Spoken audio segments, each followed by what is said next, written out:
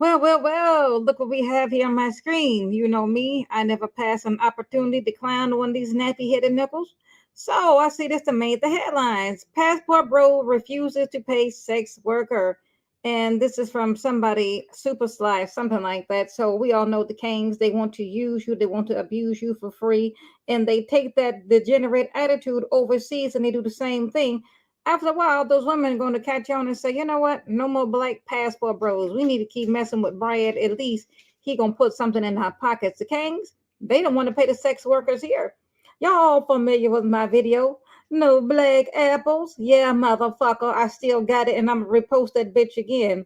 So I have that video, and of course the Kings, they feelings got hurt and they want to flag. Well, guess what?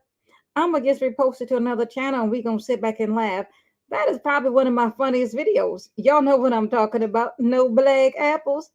Yeah, that nigga get a hold of the sex ad, call up the girl, then, oh, are you black guy? Oh, you know what? Sorry, I don't do black men. Click. Yeah, they feelings get hurt because they think that they are the most desirable men on the planet. They think everybody wants them. They think they are so goddamn fine and they're not.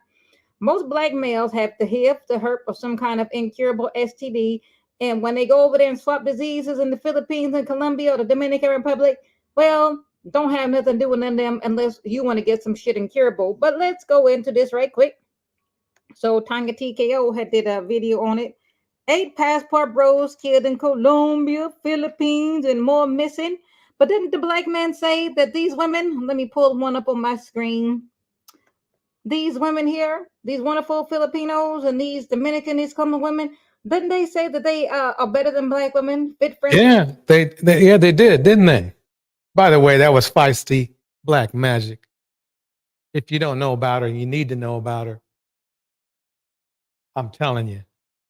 I mean, she should be on let me tell you, feisty black magic. She is so cool. She needs to be, I mean, let's put it this way. Cat Williams needs to give her a call. Let's just put it that way. Cat Williams needs to give her a call. Okay, that's how much talent she has. Anyway, like to thank everybody for coming through. Just getting a little warm up going. Let's keep it going. Here we go. And submissive. They come from good, nice, caring, traditional homes with a mother and father. If they so goddamn traditional, what they doing selling their bodies on the goddamn street corner? Why do you think this woman's covering her face? Guess what she do? Today we are going to well, how should I put it? Resolve some myths. This is going to be different than most passport bro let's say reactions and channels, because we're going to go in deep into the science. What made these men into passport bros? That's the important thing for us to know. That's what we want to know. So I'm going to break it down a little bit like this. Spicy Black Tina says this. I keep telling black women to beware and not sleep with these bandits who go overseas. And we know they don't like using protection. These bandits stay getting played. Bars. And I figured out why that happens. Why no protection used? Why they go there? Why do they go into a literal war zone for something for a basic item they can get just because they're human beings?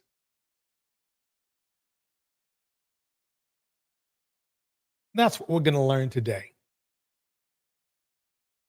It's really interesting to me. I mean, it really has my interest caught because they they talk about, you know, well, a lot of things, but mostly they talk about is sex. Is sex the end game for these guys? We will find out today. Is sex just the end game? Is that all they want? We will find out today. Meanwhile, what did I do with that? let me start us off with this right here.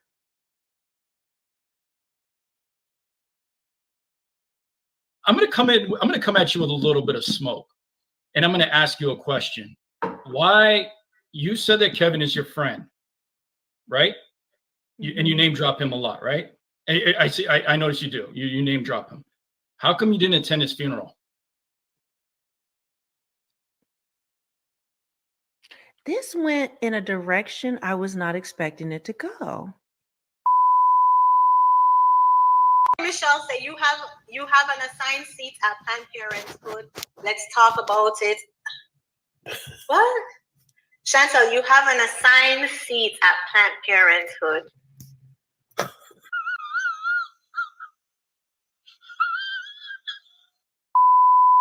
I said what I said. This is really sad that instead of healing your woman and fam, you just pick up and leave. This comment was left on a video of Passport Bros discussing the overall peace and happiness that they find overseas.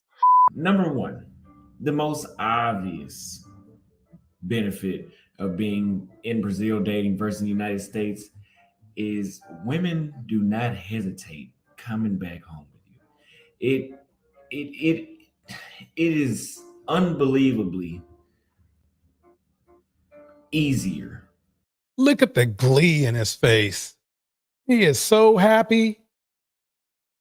He is so happy. Yep. Getting that, he's getting his share. I guarantee you, I would put money on it that he's probably infected. I'm serious. I really do. I believe he's infected. Let's keep it going. Allegedly, of course.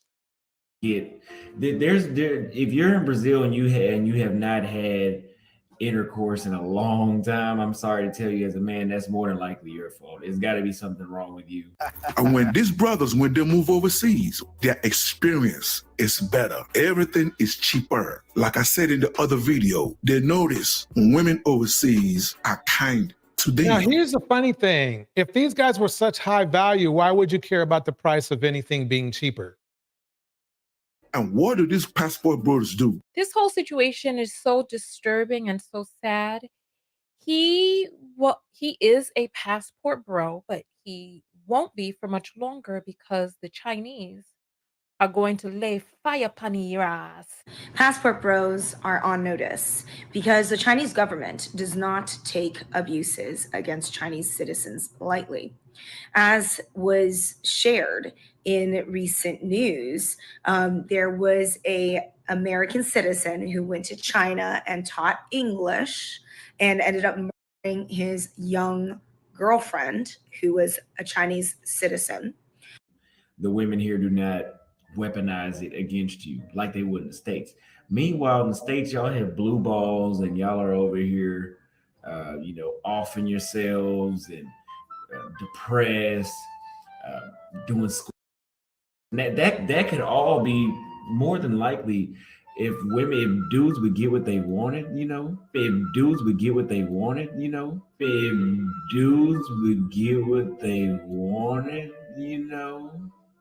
that could be different. But sorry to tell you, I'm in the States or not, but in Brazil, it's not a problem. It's not a problem. That's number one. Basically, his mindset is that women are supposed to supply men with what they want without any type of, what would you call it? Accountability. Let's put it that way. Basically, he's saying he doesn't care what you think or what you want. You're supposed to just supply him and S the F up, basically. Let's be real about it. That's what he's saying. Here we go. I think I'm leading by example. I'm not going back. Okay, I understand. Now, you stay in certain amount of days in Thailand and then going to Philippines and then going to another country. So that's tourism. Got him! Got him!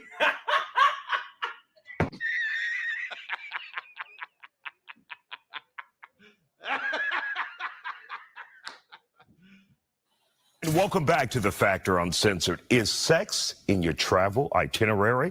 It's one of the travel goals for a community called the Passport Bros.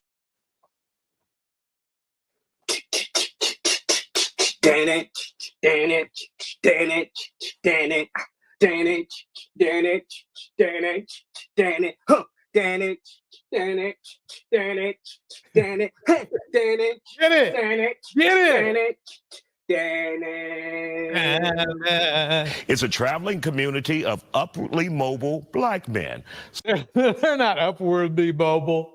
They're mobile, but they're not upwardly mobile. Let's keep it real, my man. Some are accused of going around the world searching for a more traditional and submissive wife. But is it all about sex and just a girlfriend for hire and then return home to humiliate black women in America? That's the controversy that we're dealing with. One of its members, Austin Holman, is apologizing for comments that he made about Brazilian women. Take a listen. What I meant by when I said that Brazilian women are easy, and I shouldn't use the word easy. I know that now. I'm sorry.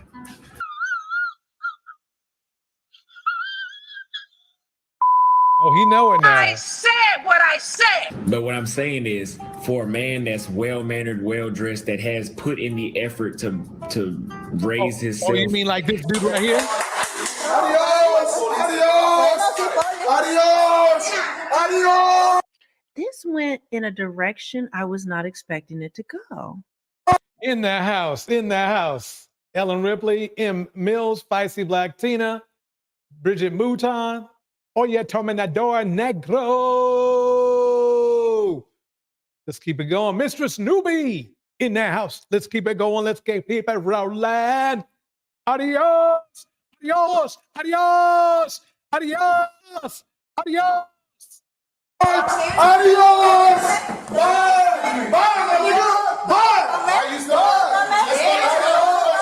That really looks like submission to me.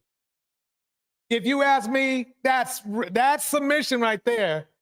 Maybe I'm gonna give them a break and say maybe they're role playing. Maybe they're role playing.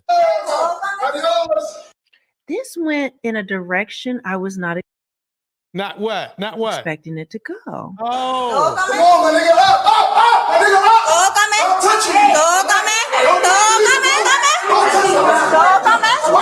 Having such a nice conversation.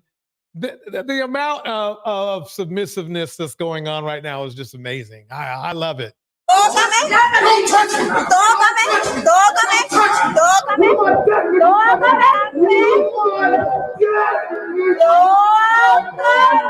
He would have an easier time in Brazil as opposed to where I was from. That wasn't always the case. That looks like an easy time to me. That looks like an easy old time to me. Both American and women around the world are speaking out against the Passport Bros, arguing these guys are using their status to take advantage of women and even calling it a form of sex tourism and sex trafficking. Let's talk. Yeah, Dude Diamond breaks it down like this. These fit-friendly and fatal preferences. Boom. Bars. Talk about it. Uh-oh. Uh-oh. Uh-oh. Razor back now again.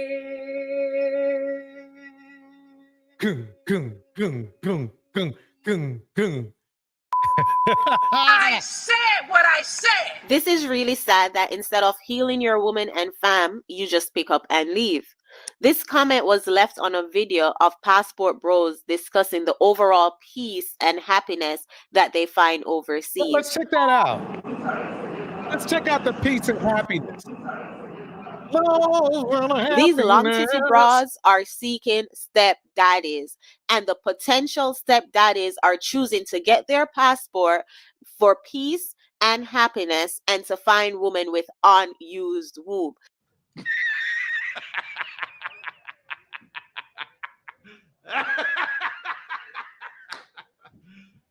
You serious? I said what I said. This is really sad that instead of healing your woman and fam, you just pick up and leave. This comment was left on a video of Passport Bros discussing the overall peace and happiness that they find overseas. Yo. Let's check out and see what their peace and happiness looks like. Love and happiness. Don't. Yeah, unused wombs. Unused wombs. Spicy Black Tina breaks it down like this. Them Colombian men ain't no joke. They've been putting in work and effing these bandits up. Yep. Oh well. Basically, I need a cash app. On April 5th, 2007, just got off the phone with Spirit. I'm waiting on them to call me back. It's $100 reschedule fee. he, who was 18 years old at the time, It's $100 reschedule fee.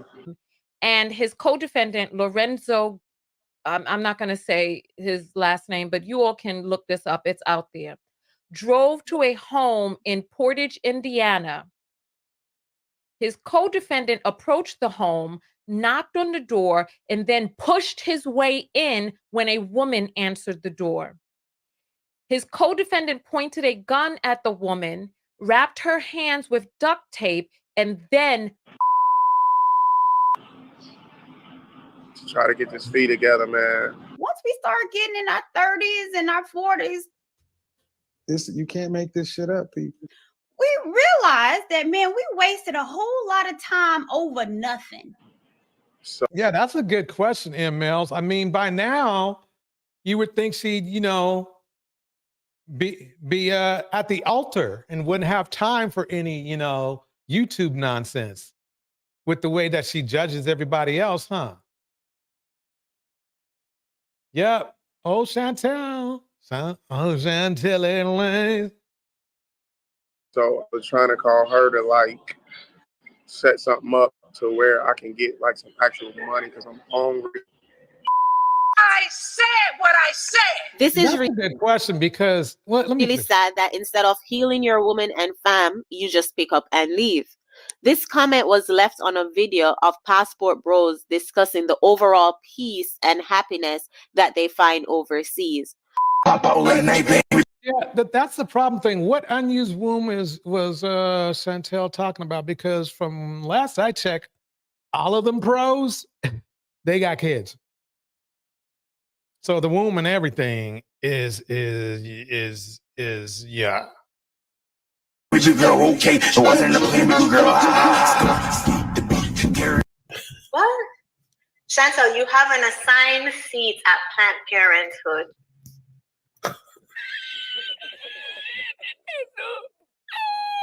On camera. No.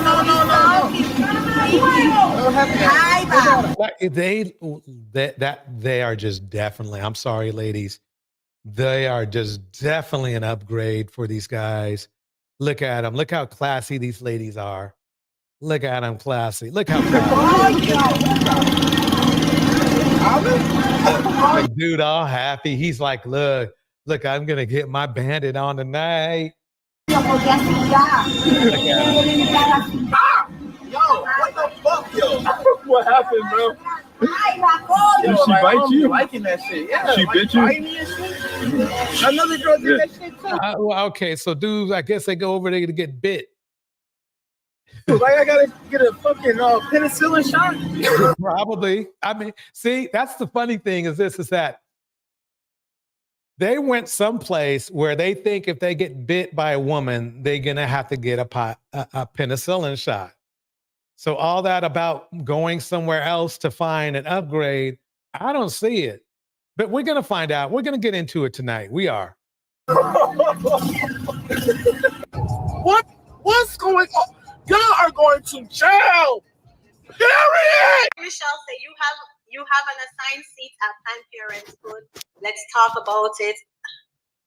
What? They're traveling overseas to pay for box. Chantel, you have an assigned seat at Planned Parenthood. They're traveling to Brazil, Dominican Republic, Mexico, Colombia, Venezuela. Dang. This is sad, man. And when these brothers, when they move overseas, their experience is better. Everything is cheaper. Like I said in the other video, they notice women overseas are kind to them.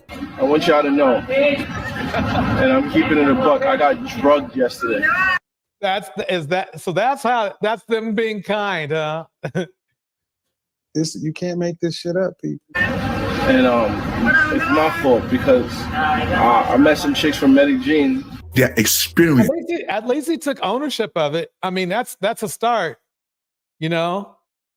And it's my fault because I met some chicks from Medellin. Their experience is better. Everything is cheaper. Like I said in the other video, they notice women overseas are kind to them. Off of Tinder.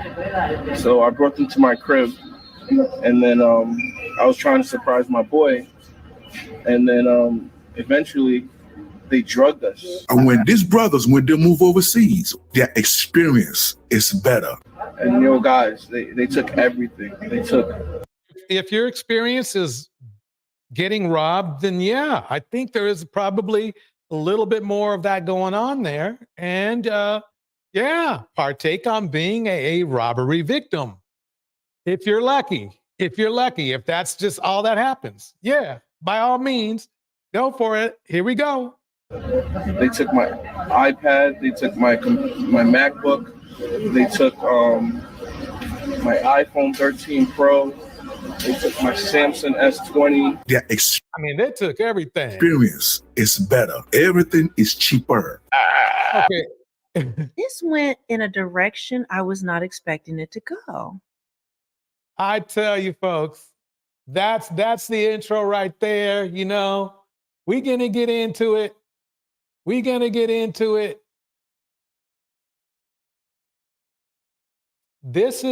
switch up here for a minute.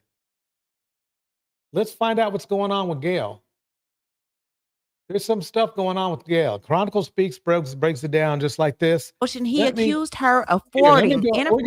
You've heard about everything, but here's the paperwork here.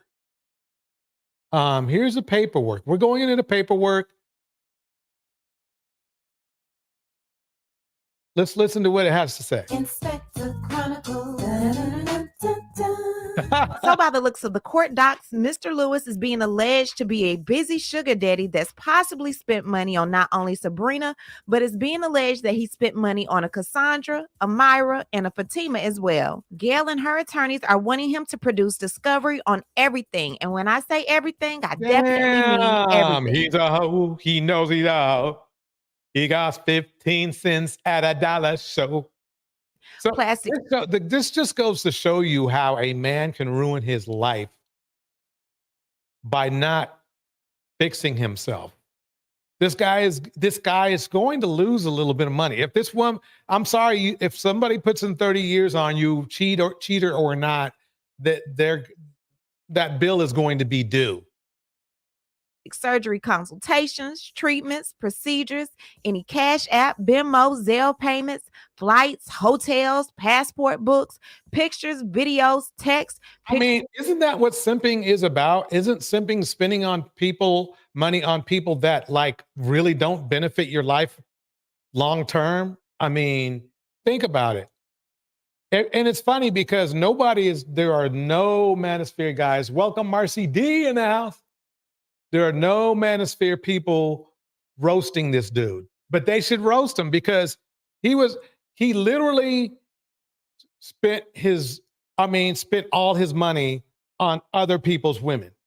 Because I guarantee you half of these women were going home to somebody else themselves.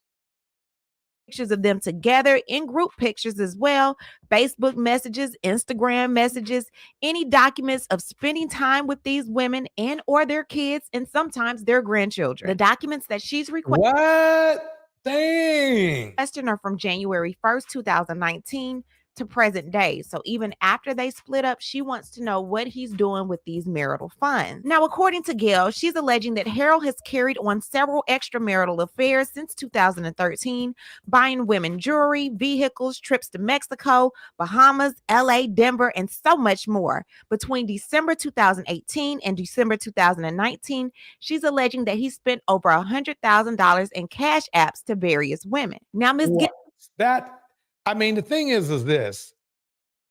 He doesn't realize, but he's got a problem. This guy is a serial cheater for real.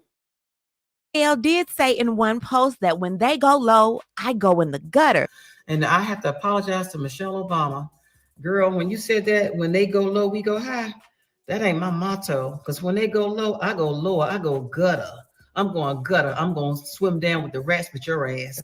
She's done just that, according to Mr. Harold. He filed a motion on January 23rd, 2024. In this motion, he accused her of forwarding inappropriate texts and emails to his business associates and asked one of the business associates for $5,000 to help her pay her American Express bill. Now, dang. Wow. That's embarrassing. Welcome, Quita. I'm going to read the text, but brace yourself because when I read the email, y'all are going to choke on this tea. Hello, Okay, here we go. Blank, I need a favor before I reach out to Blank's wife, Blank. I want to know if you can loan me $5,000 to pay my American Express bill. Harold left me with no money and refuses to pay for medical, legal, and household expenses that all go on the credit card. He pays my car note and other bills, but nothing else. He pawned my jewelry, asked the Franks for a $1 million loan, which they didn't give him. I don't know what he's done with his money, but I do know much of it was spent on Sabrina, male and female prostitutes, strippers, amongst other things that I can't mention that he used to get for you all. Blank and the other guys. Oh my God. This gets worse and worse every day, folks. This gets worse and worse every day. The thing is this guy has, whether or not he's really defined as a passport bro or not, it doesn't matter. He has that mentality where they spend money. They spend on empty calories. They're spending money on empty calories. Welcome, Indiana. Mom in the house. Empty calories. It's crazy to me. He went to Frank's to try to get a $1 million loan, which they didn't loan him, thank God. Now think about it. If they didn't give him the loan, okay, man, what? This is crazy. Let me rewind this just a little bit, just in case you didn't catch it all. Blank's wife, Blank. I want to know if you can loan me $5,000 to pay my American Express bill. Harold left me with no money and refuses to pay for medical, legal, and household expenses that all go on the credit card. He pays my car note and other bills, but nothing else. He pawned my jewelry, asked the Franks for a $1 million loan, which they didn't give him. I don't know what Wait a minute. We got some problems here, folks. Let me tell you this. Legs for life in the house. If you're starting to pawn stuff, you're running out of money, especially if it was stuff that you didn't really want to pawn. This guy is in trouble. Wow. That's what an addiction does for you. He's done with his money, but I do know much of it was spent on Sabrina, male and female prostitutes, strippers, amongst other things that I can't mention that he used to get for you all. Blank and the other guys. I know it's true. I read the text messages. Please try to talk some sense into him. He's trying to pick and choose what he will pay when the court order states that he has to continue to pay everything until it is settled. I hate to even do this, but I'm not going to let him ruin my credit. If you can't make the loan, I understand. I'll reach out to the other corporate associates. Thanks. Oh man. Oh shit. This is, I really honestly thought Gail would dry out as far as, entertainment, but she keeps bringing it. She's bringing it just like Ernesto and the other. Just like Ernesto, Diddy, they're all bringing it. I mean, this is crazy to me. So this was, to me, it's like this, dude. Just pay the freaking bill. Just pay the freaking bill. Don't try to. This is not a good time to be petty. Petty will catch up with you any time of the day. Here we go. Mind y'all, this was allegedly sent November of last year. So then she sends this email. You told me to do what I had to do, so I followed your advice. Many of you don't know me. I am Harold Lewis's estranged wife, Gail Lewis. While Harold may have been an asset to your business, he has been a detriment to my home and the home of many others. Currently, Harold and I are divorcing due to his deceit, lies, and the many defaults in his character and moral standards. While he temporarily supports our marital home, he has decided to leave me stranded financially. Harold insists on having me removed from my home while he provides homes for his mistress/fiance. While I can't do anything about this, I'm inclined to inform you about his integrity, character, and low moral standards. Many of you were named as a cover while he pursued his many affairs. Blank, blank, blank, blank, blank, blank. Blank board members. Many of you will be deposed in the next few weeks to answer questions in regards to your travel with him to Aspen, Colorado, Miami, Florida, Anguilla, and European trip when Harold had a speaking engagement on behalf of blank. Harold has engaged in adulterous affairs with the blank chief of staff, blank blank, as well as other employees of the company. I have evidence and will post and tag your companies via Instagram. While CEO and president of San Diego-based blank, he had an affair with his then blank, blank, blank. I will provide evidence and tag your companies via Instagram. Harold I think they just need to go ahead and pay down that that American Express bill. I think they should just go ahead and take care of it, because right now, the amount of information we've heard ourselves, people would pay hundreds of thousands to keep quiet. This is crazy. and his business partner, blank, of blank, blank, blank, had sex parties with prostitutes and exotic dancers. While blank is single, Harold has endangered my health by engaging in extramarital affairs with over 60 plus women and transsexuals in a 5-year span. Oh no! Ooh, oh my god! Oh man, been around the world, yeah. And he's been his babies. I mean, this has got to be. Why would anybody want to do this to themselves? He sounds like he wants to join the Diddy Club. Welcome, conscious mind, love in the house. I mean, it sounds like to me he wants to be in the Diddy Club. I mean, why would you do? I mean, see, that's the funny thing is I told you that the Manosphere and the Passport Bros, they are trying to sell a myth about that they have the ability to offer, a good marriage or something. But I think what they really are saying is that a good marriage, what they think is a good marriage for them. That's what's going down. I mean, this is crazy. This is crazy. I mean, this is just crazy. Here we go.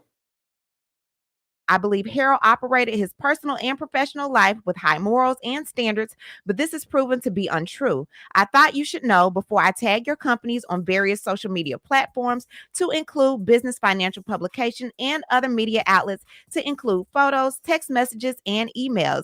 This may not mean anything to you all professionally, but it means something to your board. When she said she goes into the gutter, she was not kidding. She was not kidding. If I were them, I would just go ahead and just take care of the bills like he was supposed to. Not anything more than what she wanted. Just take care of it.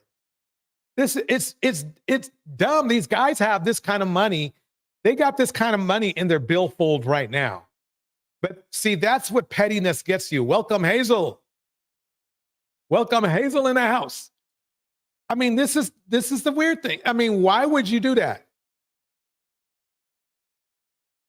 This is the problem that Cynthia G was talking about, that too many of us men in our community do this. It's like, it doesn't make any sense. Why would you do something like this? You know it's going to be detrimental. You know, as one of the friends would tell me, the chickens come home to roost. And this is a big, big chicken. I'm telling you right now, here we go. Board members, stockholders, and those who support your brand. Kindly, Gail Lewis. Then she sends the following email to Harold on the 10th of November, 2023, and the subject line is unethical professional behavior. She says, my attorney advised me to hold off on the text until this is over. She knows I'm distraught over my American Express account. I'll take her advice. After everything is over, I can share everything I have and know with others. She understands my feelings about being left in financial distress and ruining my relationship with American Express, but she asked me to hold off until February. I will do so. But 7 minutes before that email, she sent this email to Harold, and she says, no worries, Morgan just confirmed she has to work now. I've added an attorney to move our case faster. She advised me not to disclose your IRS tax fraud or your personal misconduct with your company's employees to blank your colleagues or the IRS until the divorce is final. This makes sense. It's not unethical or illegal as a private citizen with no ties to you. I can disclose and share the information I have collected on you without any legal repercussions. The info on blank, Sabrina, and everyone else will be shared very publicly. Blank and So it blank. sounds like they just have a messy business model. You know what I mean? A messy business model. Let me keep it going. Are single, but the sex parties you all had with the prostitutes and strippers will be shared. Please don't say this is a threat or any type of bullying. Is not at all. Even though ethics and standards don't matter to you, they still matter. Then earlier that day at 3:52 p.m., she said Morgan called and asked if she and Taylor can come for Thanksgiving. I told her they can join us along with my family that are coming. They are coming on Tuesday or Wednesday. Since it will be over 12 of us, I asked Claudia about a suite for the Hawks game for Wednesday. She can give us one for $3,300 with food and drinks included. Are you willing to help with this? And Harold responded at 6:50 p.m. and said, no, I am not paying for a suite. Thanks. So the thing that probably got Mr. Dang, okay. So he wants to be petty when he doesn't need to be petty. He should have just been nice. He should have just been nice. See, people don't know that if the nicer you make things, the easier you make things on people, especially in a legal proceeding, they'll cut you a break unconsciously sometimes. So I don't get why he's just not going ahead and just, he knows he has the money, so why not? He's giving it to everybody else. Why not her? Why is seeking knowledge in the house? Here we go. Gail's attorney's telling her, hey, don't submit this information. You shouldn't be doing this. Is because Gail and Harold had entered into a mutual restraining order. Now, it mentions about having younger children, which they don't. Their children are actually older. But it says each party is hereby enjoined and restrained from doing or attempting to do or threatening to do any act that injures, maltreats, vilifies, intimidates, molests, or harass the adverse party or the children of the parties. So without going into more detail about this particular document, just that one clause alone, Mr. Lewis and his attorneys felt like she's in violation of this mutual restraining order because she's contacting people that have absolutely nothing to do with this particular case. But that's not true. She alleged that it's not true. That's not the case. But wait, there's more. Before y'all start jumping on Miss Gail's case saying she's doing the most, you have to think about it. This woman has been with this man for over 3 decades. They have two children together. She's held him down even when he's been sick. She's been awarded this lavish lifestyle. Yep, she had to wipe his booty hole and clean up some vomit when he was really sick. Now having that snatched away from her when she's not the one that did wrong, according to her, he was the one that stepped out. That's enough to make anybody snap. On top of being the stay-at-home wife, these two live in an exclusive gated community. They have held season tickets to the Falcon and the Hawks games, and he leased 2 Rolls Royce for the couple. So back in July of 2023, her Rolls Royce was almost due to be returned. So she asked Harold, hey, since we're going through this divorce and my lease is almost up on my Rolls Royce, can you provide me with another car, even if it's leased, just something comparable to what I already have? And she sent pictures of different cars that she liked. So he was like, yeah, I like 2 of those cars, but let me get in contact with my attorney and see what my attorney says. So according to Gail, her soon-to-be ex-husband, Harold, had full control of all of the marital assets. She had no specific knowledge of various financial accounts held by the parties or the sum of the funds that were held within those accounts. However, they did refinance their mortgage in January of 2022 for a note of $1.3 million, and that note was secured, but she had no idea what was done with the funds. That's not very high. That's not that 1.3 million. Well, okay, they don't live in California. In California, that buys you a Matchbox in some cities. Since closing, the money went to him. She hasn't seen any of it. However, according to Ms. Gail, the defendant, Mr. Harold, can afford to pay $77,825.83 in rent for Sabrina from September 2021 through December 2021 and January 2022 through November 2022, an average of $5,188.38 a month just in her rent payment. However, will not continue to pay the lease on his wife's vehicle. Further, as per a few of the credit card statements attached, defendant can afford luxurious vacations for Sabrina and himself, such as the charges on October 7, 2022 for Delta Airlines for Sabrina. However, he cannot afford a car for his wife. Plaintiff shows that she has now purchased another vehicle and praises court order the defendant to pay the monthly note for the same. Now, Ms. Gail has discovered transfers to various third parties. See, this is the funny part. See, there's where being petty gets you in trouble.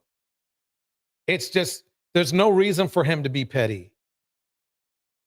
She would understand if he simply didn't have the money, but he has the money. He might not be spending it properly, but he has the money. Okay. But he ain't gonna learn. He ain't gonna learn. Excess of $107,000 since April of 2022. Further, the defendant has been paying for rent for his girl. Oh, the plaintiff discovers the transfers of various third parties excess of $107,000, but he doesn't want to pay for a stinking car note, or better yet, it's better just to pay. See, the thing, this is the funny and weird thing. Okay. It's cheaper to buy a car cash, and it's considerably cheaper. Exact same car. Dealerships are loved. They love them.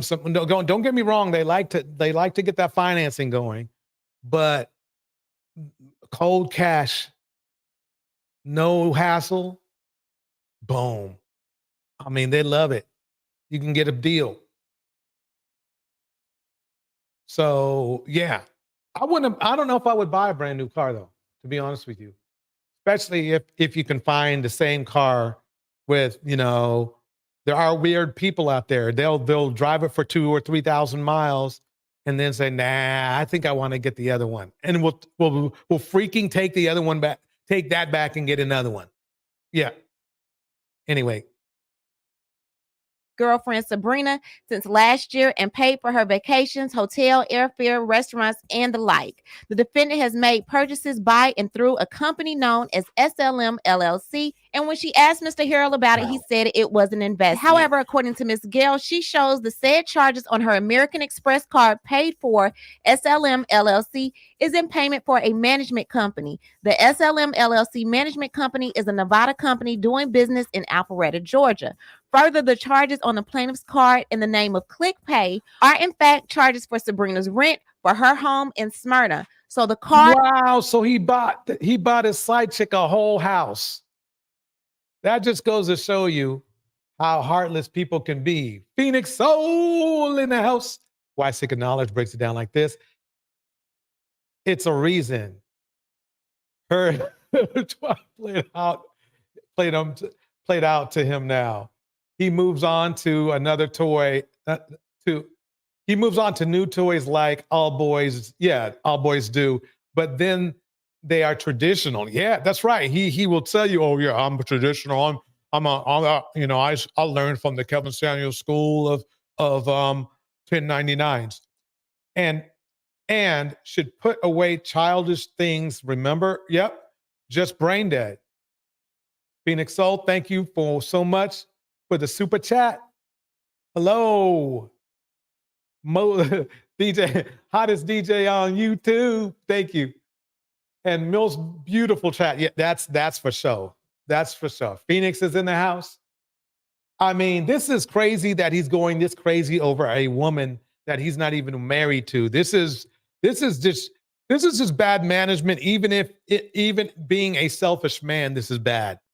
That belongs to Miss Gail, her American Express card, has been used to pay Sabrina's rent. And according to Sabrina's rent office, Sabrina is the one using the card. It clearly says here the resident who was submitting payments through the credit card charges for blank LTD management company was Sabrina. Y'all have to remember that's Miss Gail's American Express card. She gave her husband access to use it. And that's crazy.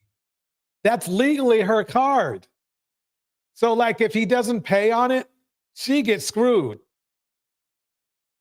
That's crazy. Enlightened fam in the house. Here we go. Here we go. Obviously, he gave access to someone else. The payments made through SLM LLC are at least $66,413.20, and through blank are at least $11,412.63, for a total of $77,825.83, based upon the limited amount of credit card statements that the plaintiff was able to locate. So it could be more money. This is all she got right now as far as the statements, but it could be more. Miss Gail ends up contacting ClickPay, and ClickPay tells her this. This is to confirm that the payment that was charged on your Amex ending in 3025 was submitted to Investments Concepts Inc. Management Company. They are associated with blank LTD. Also, it shows that the resident who submitted the payment is under the name you mentioned over the phone, Sabrina. If you need additional help, please contact us by responding to this email It sounds like to me he literally gave this woman $100,000, his side chick. And if he doesn't pay it, he gets, oh my God, then Gail gets hit because it's her card. She needs to get another card without his name on it as soon as possible. Calling blah, blah, blah. And for those of you that are wondering, how did they get caught? Did she really look at the credit card statement and see Sabrina's name? She did. She has proof of the credit card statement right here, and Sabrina's name is all up and down this statement. It has the ticket number, the passenger name. You would think, what was he thinking? I mean, okay, this is a guy who must be extremely narcissist or sociopathic, because why would you do this stuff? Tanya Sweat in the house, why would you do this stuff that you know is going to come home to roost? He must have thought he must have thought that she was dumber than she actually is, or he thought. She sounds pretty damn sharp to me. She sounds very damn not sharp to me. What is he doing out here in Victorville? In Ontario? He's all over the place. What class they sat in, the carrier, when the plane took off, when the plane landed. It has so much information. So, child, if you're trying to cheat, don't use your American Express, Harold. Well, y'all, I have about 40 different documents, over 150 pages that I went through just to get y'all this information. It wasn't easy. However, it was worth it. And don't y'all start coming down on Miss Gail, because I'm telling y'all, I've been through the same thing she's been through. Compared to what I did, she's taking it easy on Mr. Harold and Sabrina, child. She's taking it easy. All cheers to you, Miss Gail. I pray for you. This ain't the easiest thing to go through. You going through it online. Sis, I hope you can make it on the Real Housewives of Atlanta. You definitely deserve that peach. Yeah, she needs to be on there. She needs to be on there. We need to start a petition to get her on that show. She earned it with this tea. She earned it with this tea. I mean, he probably did not see this coming. There's no way. He probably thought she was going to be all super submissive and then cry herself to sleep each night. She said, F that. She said, F that. I mean, damn. All right, we're going to warm up some more. Here we go. Out of women in the world, if you're. So let me go back here. Okay. Hey, Black man, how you doing? I just want you to know that I love you. And your little bear is always LW, Academy Hub for Women is in the house. Let's keep it going. He's here for you. So if you need me, just call on Booty Breeze. Stop wasting your time with Black women. Stop. They not loving you. They not listening. They not willing to submit. They think they too independent to be submissive and be equal and be a companion and be a comforter and bring you peace. They think they too good for that because they mama told them to go get them a man with some money since they knew how to talk and walk. Go get you a white woman. She's going to get money, have good credit. Hello. That's so funny. How you doing, sister? Hi, how are you? I'm doing well. I wanted to come and explain myself. You posted a video of me on the page. Hold on one second. Why Seeking Knowledge breaks it down like this.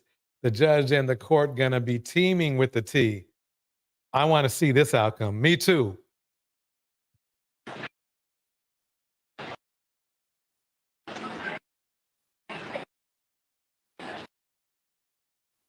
I want to get. Oh, ladies and gentlemen, your favorite Black culture expert, you know him, Dr. Umar, talking to this woman about telling Black men to go date white men, which is, hey, if they want to, they're doing it at a double eclipse. I don't see what the problem is. Here we go. Get my earpiece. Oh, this is from the Prince of African Panism. Okay, whoever that is. Since I'm in this airport. Okay. My name is Halo. Halo here.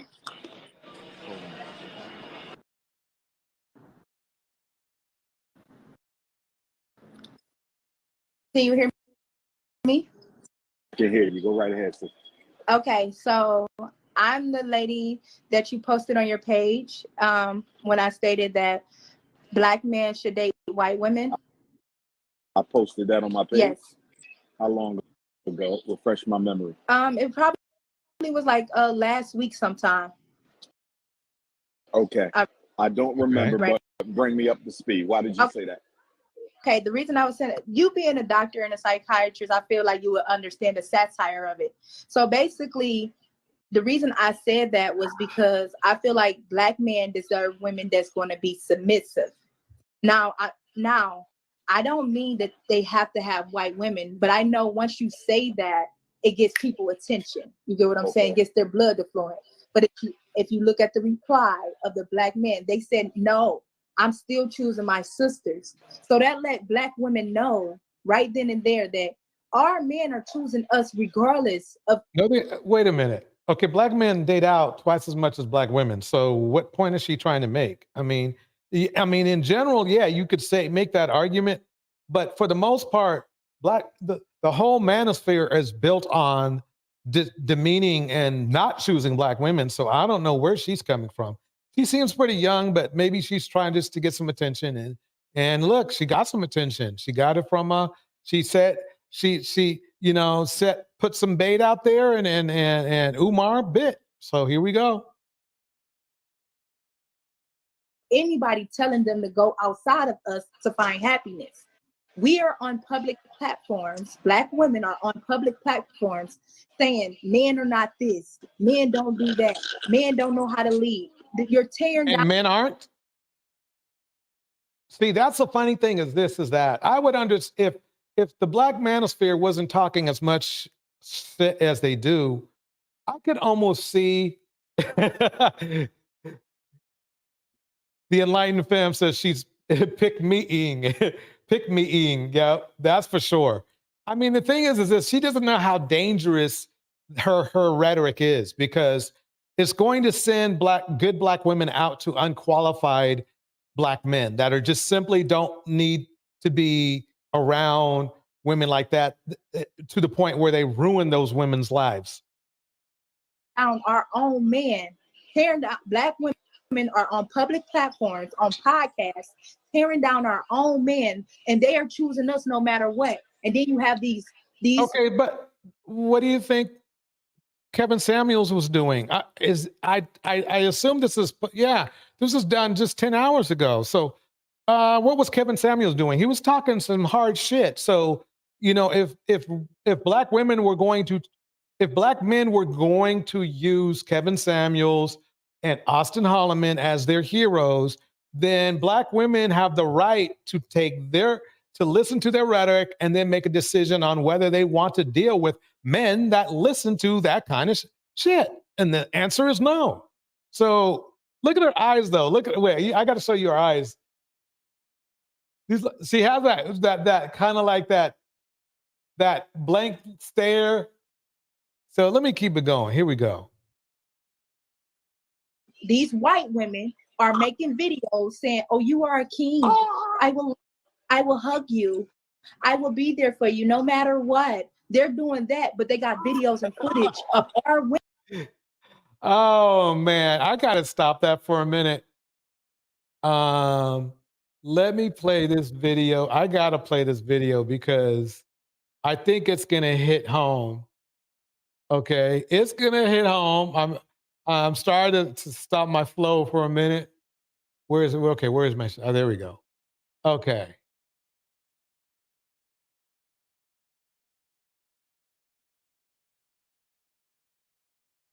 Check this out. My name is Courtney Taylor, and I'm about 8 days out from my first show at the NPC.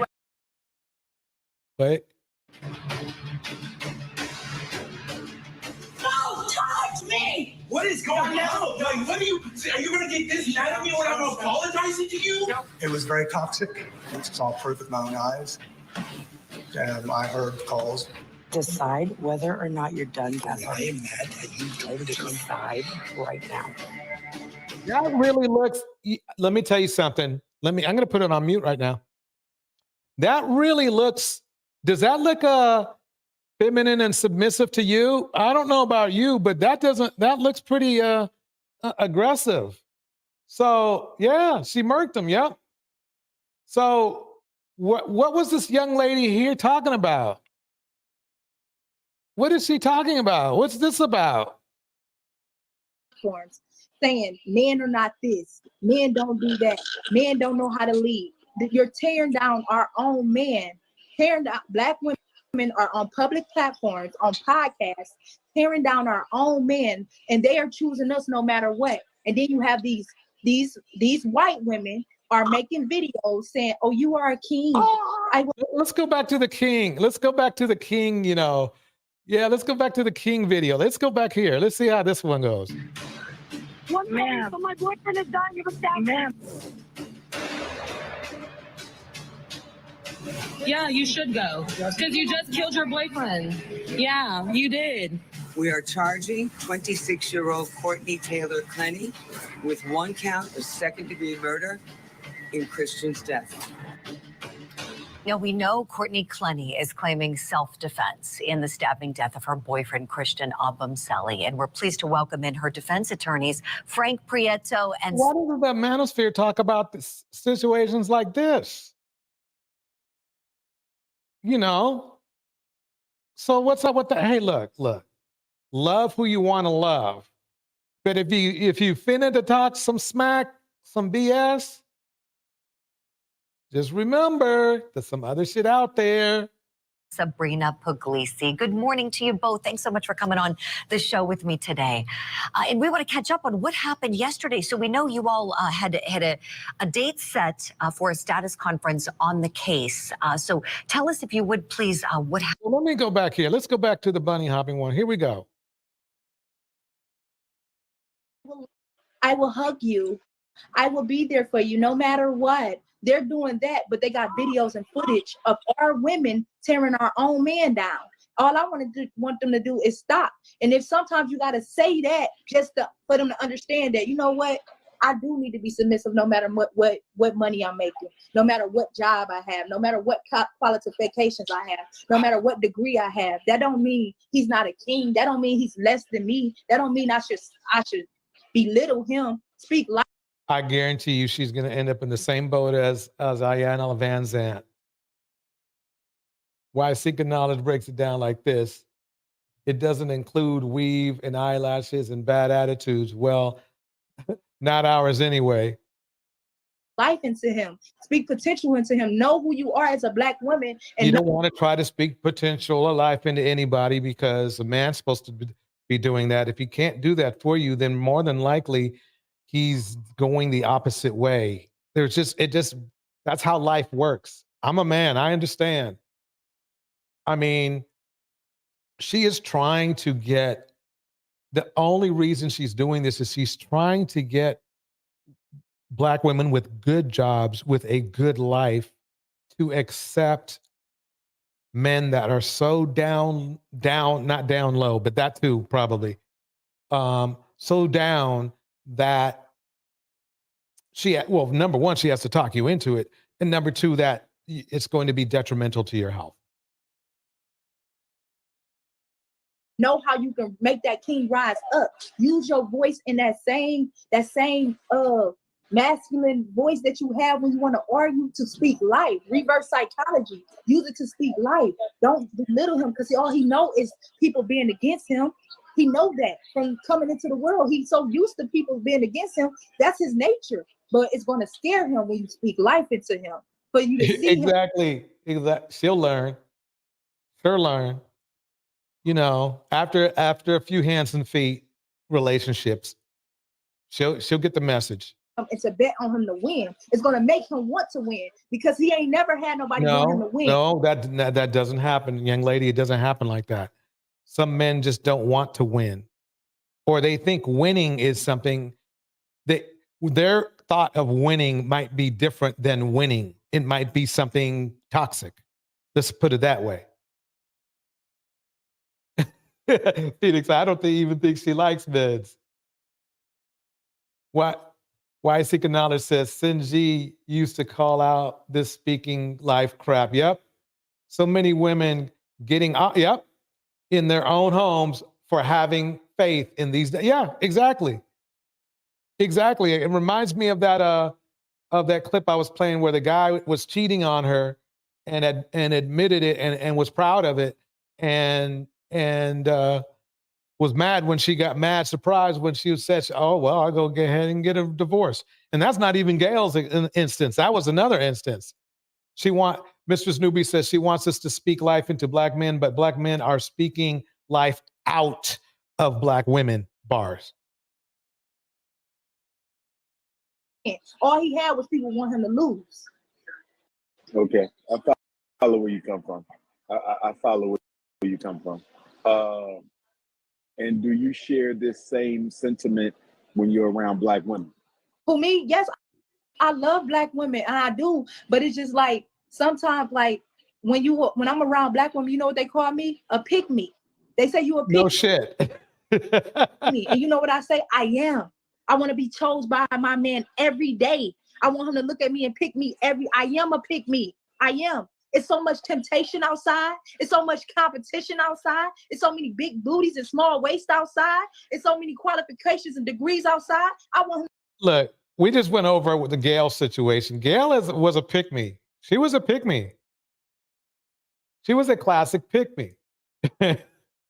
So it's funny to me that she really, look how naive this young lady is. She really thinks that if she is being picked every day, that dude won't pick other women. Welcome to the house. Act Natural Under Pressure is in the house. Yeah. It's weird because it's weird. I kind of feel sorry for her. She's going to go through it. Like, you know what? You cheer for me. You speak to me. You see me. You see more than I see in myself. Yeah, I choose you. And that means nothing to these men. If you go to any of the red pill stations, they can care less what she's saying right now. They want control and they want compliance, and that's it. And she'll give it to them, and to her detriment.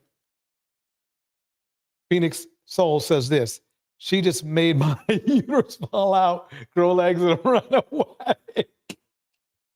Holy shit. Okay, let me keep it going here. I want to be picked every day by the same person over and over and over again. I do. I am a pick me. Dr. Umar, I am. I'm a proud pick me. I am. Okay. That's what I follow you on that. That's what they call me, pick me. Stop being afraid to say you are a pick me. They try to make you cheering for your black man be something not to be proud of. Women in the world, if you're hearing this, they try to make that be something that you don't be proud of. Wear it with honor, because it's a blessing to be able to cheer. No, it's don't wear. No, it's not honorable. Sorry. A good man does not want to pick me. That just is, they don't. They want a life partner. They want somebody to work with. They want somebody to give them the feedback. If he goes out and tries to buy, $100,000 car, when he has a house notes due that are due and shit, they want his woman to set him straight on that. They do. You know what other cultures? Every other culture is like that. She's the kind that'll go down with the ship. And then there won't be no ship because he will leave her. Tanya Sweat breaks it down like this. I wish those phrases speak life into him and pour into him go away this year. It is useless and silly phrases to me. Bars. For a black man, it's a blessing. It's a blessing. Period. No, it's not. A blessing is that being a pick-me is not a blessing. Again, ask Gail.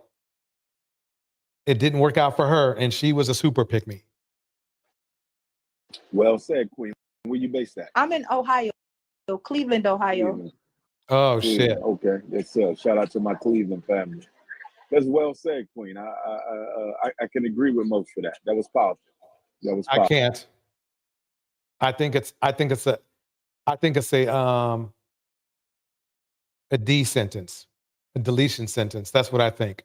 If you go into a relationship with the mentality she has, you will get run over, run down, and run through. That's all that will happen. You'll end up in the same situation as every pick-me. And let's put it this way. All of Diddy's exes were pick-me's. And you saw what happened to them. Being a pick-me allows you to allow others to disrespect you and use you. That's what being a pick-me does. Okay? That's what she's going to go through. She must be in her 20s. Who knows? She might be 19. She looks pretty young. She's going to cause herself some problems, but she'll have to learn. Like I said before,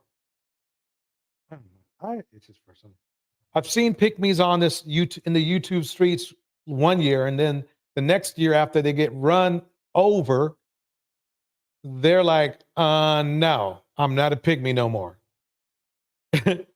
She's the ship. Act natural under pressure. Here we go. I like the way how you use your message, to get their attention, with people expecting one thing, but they get something else when they actually hear. Thank you. Yeah. Thank you. Like, if I didn't say that, I wouldn't be able to say this. I feel you. I wouldn't have the opportunity to say this right now in this moment. You feel what I'm saying? And to the same people. But then guess what? After they seen my video, they seen exactly what I was talking about. You have these women of the inner prom community. You have these women of the inner prom community. What the hell? Is she like a hoteptress or something? This is crazy. Our platforms talking about some, I love you, black man. I see you, black man. I will always be there for you. I will always cheer for you. Bullshit, that's what you're supposed to be doing. But you got footage.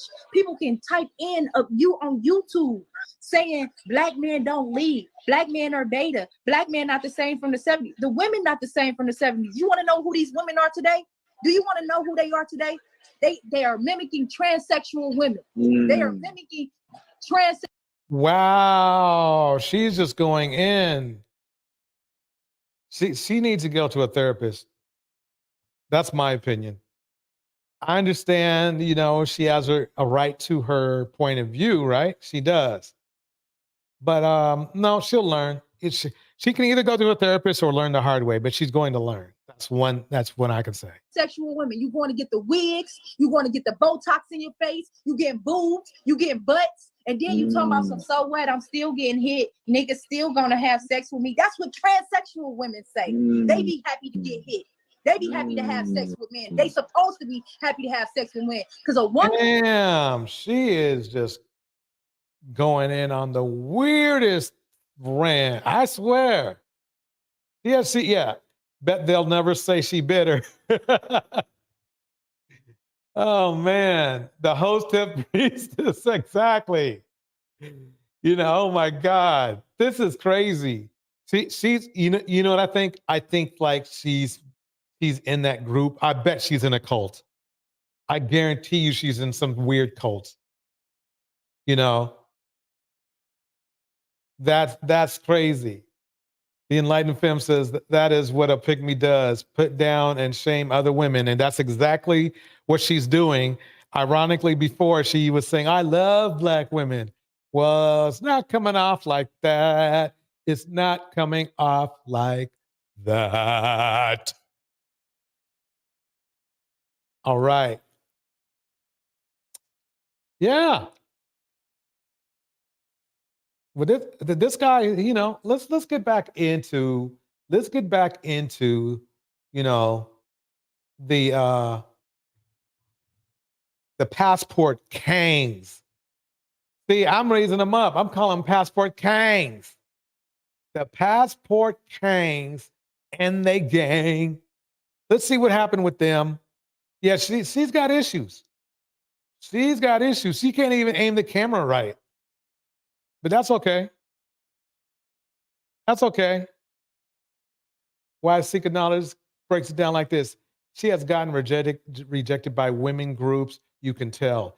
She has no friends and watches red pill sites all day like she's not judged by what she's saying.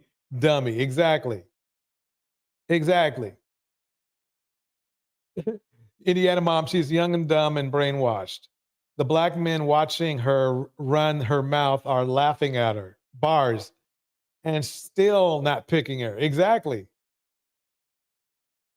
Exactly.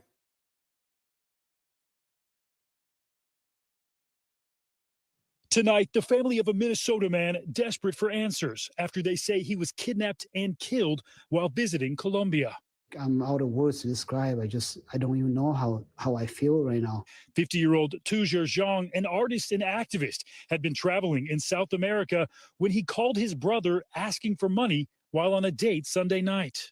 Oh my God. And he went there broke?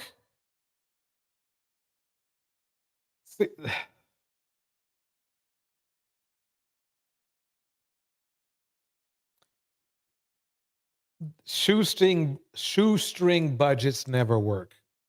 So now let me try to explain something to you. I'm going to even go big screen. Why not? Okay. This is the thing. First of all, don't go anywhere on a shoestring budget, even around the corner.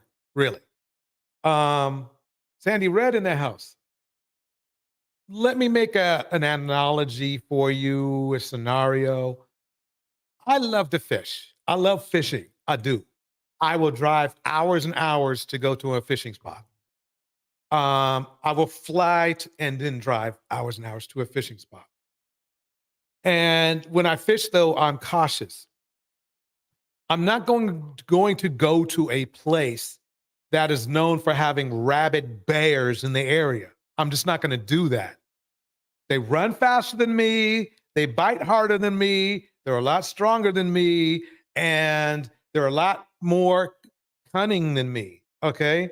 And I won't even know they are there. Okay. So I'm going to use logic and not just go to the areas that they say there's a lot of bears. I'm serious. I'm not going to take that kind of chance. People do. Some people come back.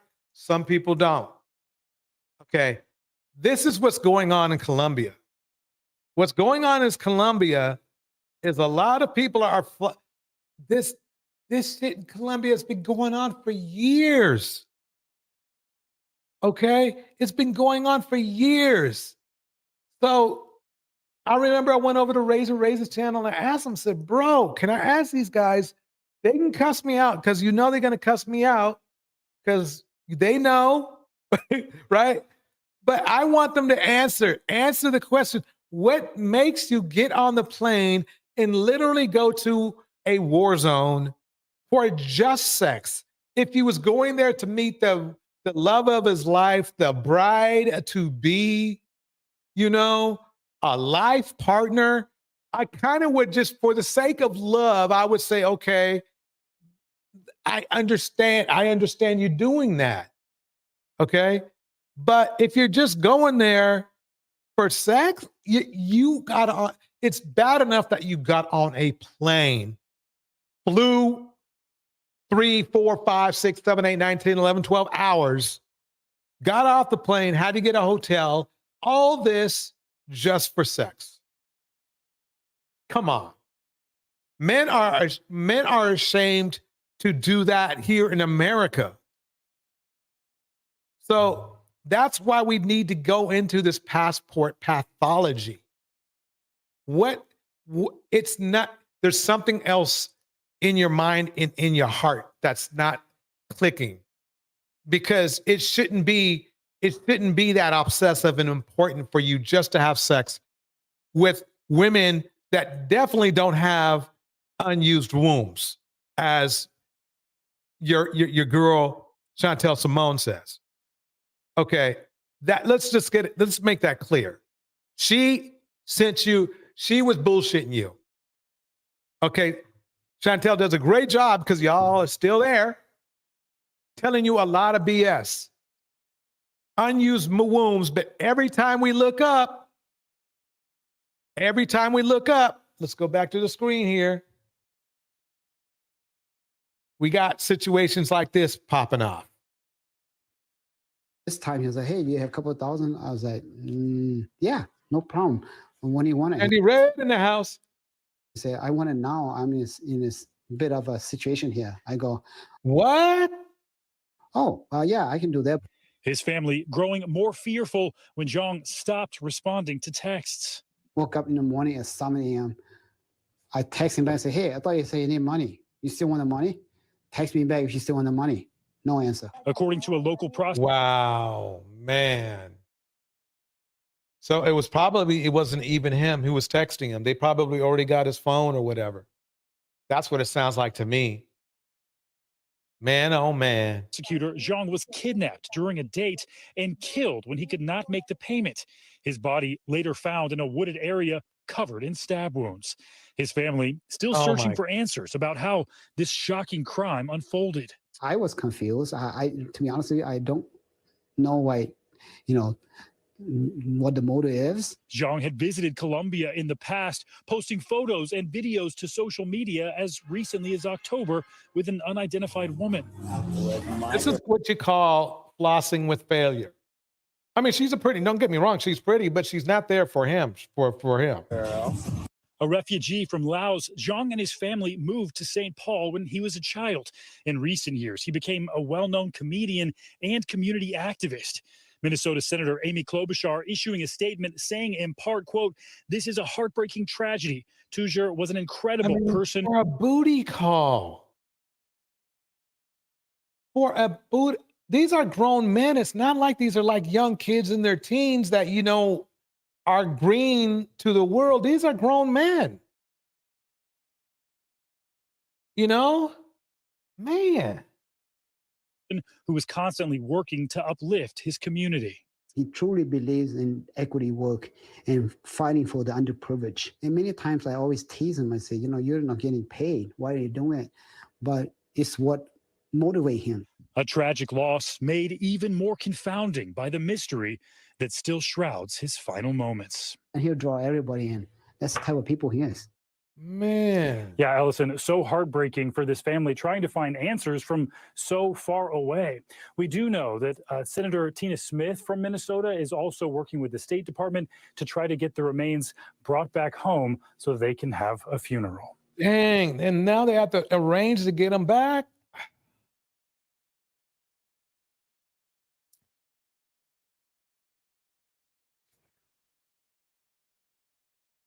Let's check this out. All of this is passport bro movement. What I'm Okay, let's describing, but a gentleman that's a content creator walking with a camera, interviewing people that follow his content. That's his movement. That's his content. He's a traveler. He's a vacationer. He's not a relocator. Lastly, what I like to say before I give the mic to everyone else is, you do excellent work, brother.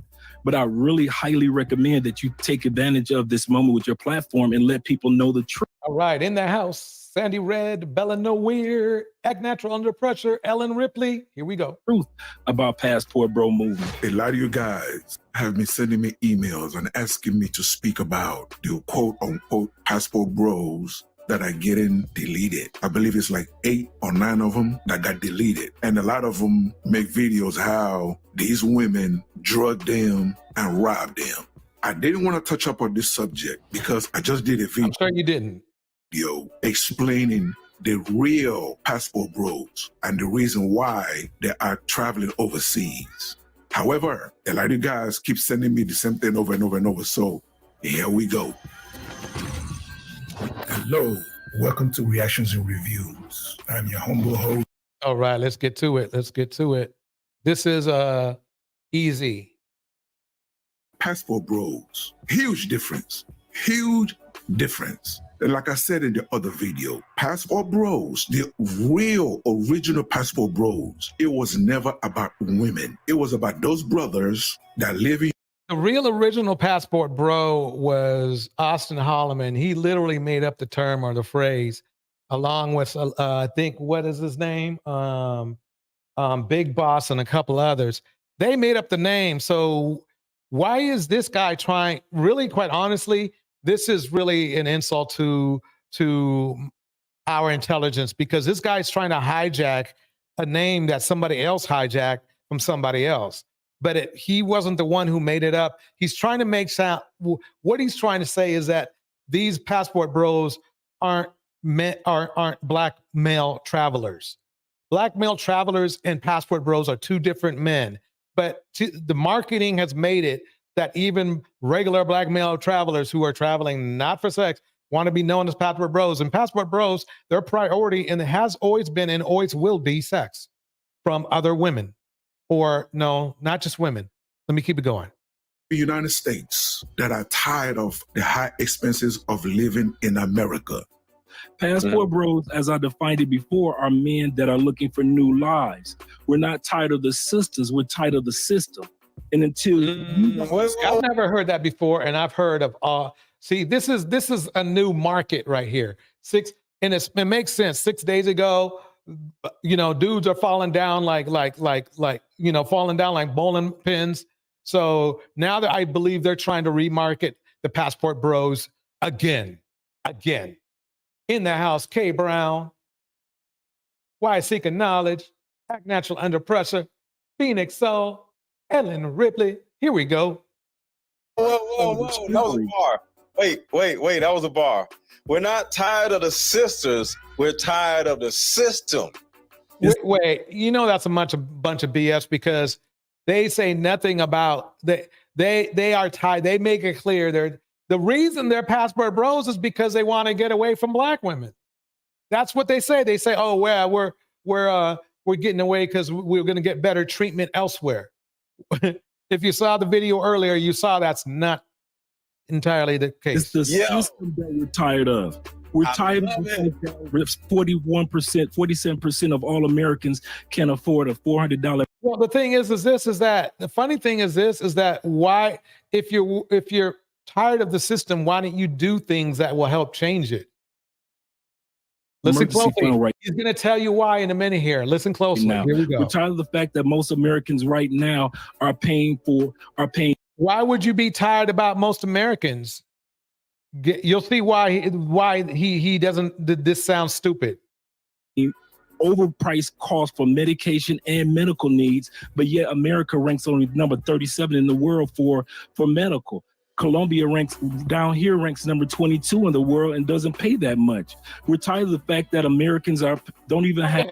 Well, fine. Well, then, yeah. Let's not. Notice how he didn't say anything about crime or murders. Over 57% of Americans don't even have $1,000 emergency fund, and so we realize that it's not sisters. Is that his nice way of saying that black men are broke?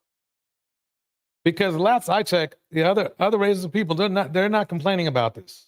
They're not complaining like he is. So what is he saying? Yeah, is he self-snitching or what? Some guys who are not a part of the movement, who are just regular travelers or vacationers or or military guys that are using their passports, they are somehow bundled into what we're doing. You've got guys right now that I just got. All this stuff he's saying right now, is total horse crap. I will never claim to be a passport bro expert. No, I'm not going to even put that much time into that niche. But I know enough to know that he's full of crap. And that if he went to certain channels, they would tell him he was full of crap. Okay. I know enough about them that the original makers of it were all hoes. Okay. I'm not gonna hold back there. They were all hoes. Their priority was sex, and it had always been sex. That's just what it was. Off the phone with earlier, and they just joined me into one of their WhatsApp groups. These are all men, a couple thousand men that are helping each other learn online. Phoenix Soul, you nailed it. He's trying to help them save face. If he continues with this narrative, it'll eventually be the Mandela effect. Bars. We know the thing is this: if they're not going there for, let's put it this way. The question I would ask a passport bro is this: if you could, would you go to these countries, as dangerous as they are, if nobody was going to give you any sex whatsoever? They'd say hell no. They'd say hell no. Careers to where they can make six figures together, and they can travel the world and relocate to other locations and not have to deal with $6, $7, $8 gallon gas in the United States. This is what we do as passports. See, that's telling me what they're saying is that these guys are broke or low on money, because everybody has accepted $6, $7, or $8 gas, even though at least in my area it's dropped a little bit, so it's fine. I'm not worried about the price. I really, quite honestly, I don't worry about the price of gas. I really don't. Let me keep it going. What bros? All that imagery of what y'all try to say, y'all come at the black woman, y'all coming at the American woman.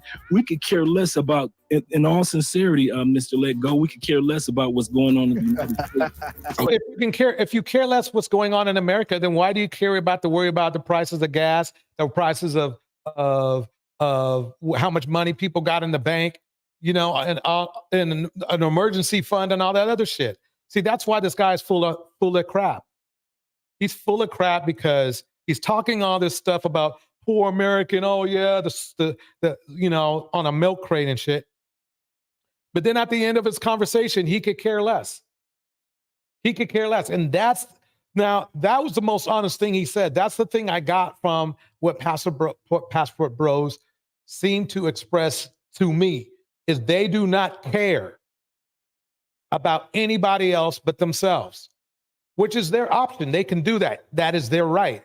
But don't get on a soapbox about the price of gas and the price of how expensive America is and all this other crap. Just say, yeah, we broke. We're trying to get a deal on some 304s. Just say that and call it a day. Ellen Ripley says this: they can't get a Latina woman in the U.S. either, but they are too scared to blame other races of women. Bars. The Enlightened Femme says, no one is paying these fools no mind. My concern is for the young girls who believe that their bodies are for sale. Bars. Sandy Red. I've seen girls who phenotypically look like women they link up with. Exactly. In other countries, right here in the States, they take advantage of people who some of them have economic disadvantages. Exactly that.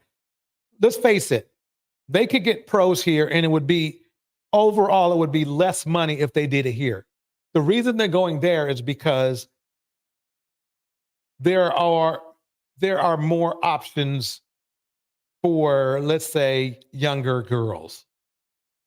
Okay, why would you fly? And if you're offspring of the Kevin Samuels theory, oh yeah, everybody, don't forget to get the likes up. Thank you, Phoenix Soul. If you are a offspring of the Kevin Samuels theory, which basically is where the Passport Bros spawned from, okay? Why would you fly 1,000 miles for women that are over 30?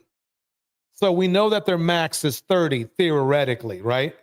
Now, to me, it looks like a lot of the women that they do get with could be over 30. Then they probably do that because they get desperate and they like all about just getting sex from somebody, you know?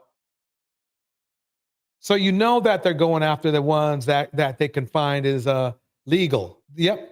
Legal age in many of the countries is 14. Colombia is one of them. Bars. That's what it is.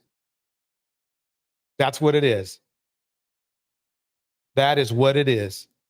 And there's no other way to say about it. There's nothing else to say about it. And when these brothers, when they move overseas, their experience is better. Everything is cheaper. Like I said in the other video, they know.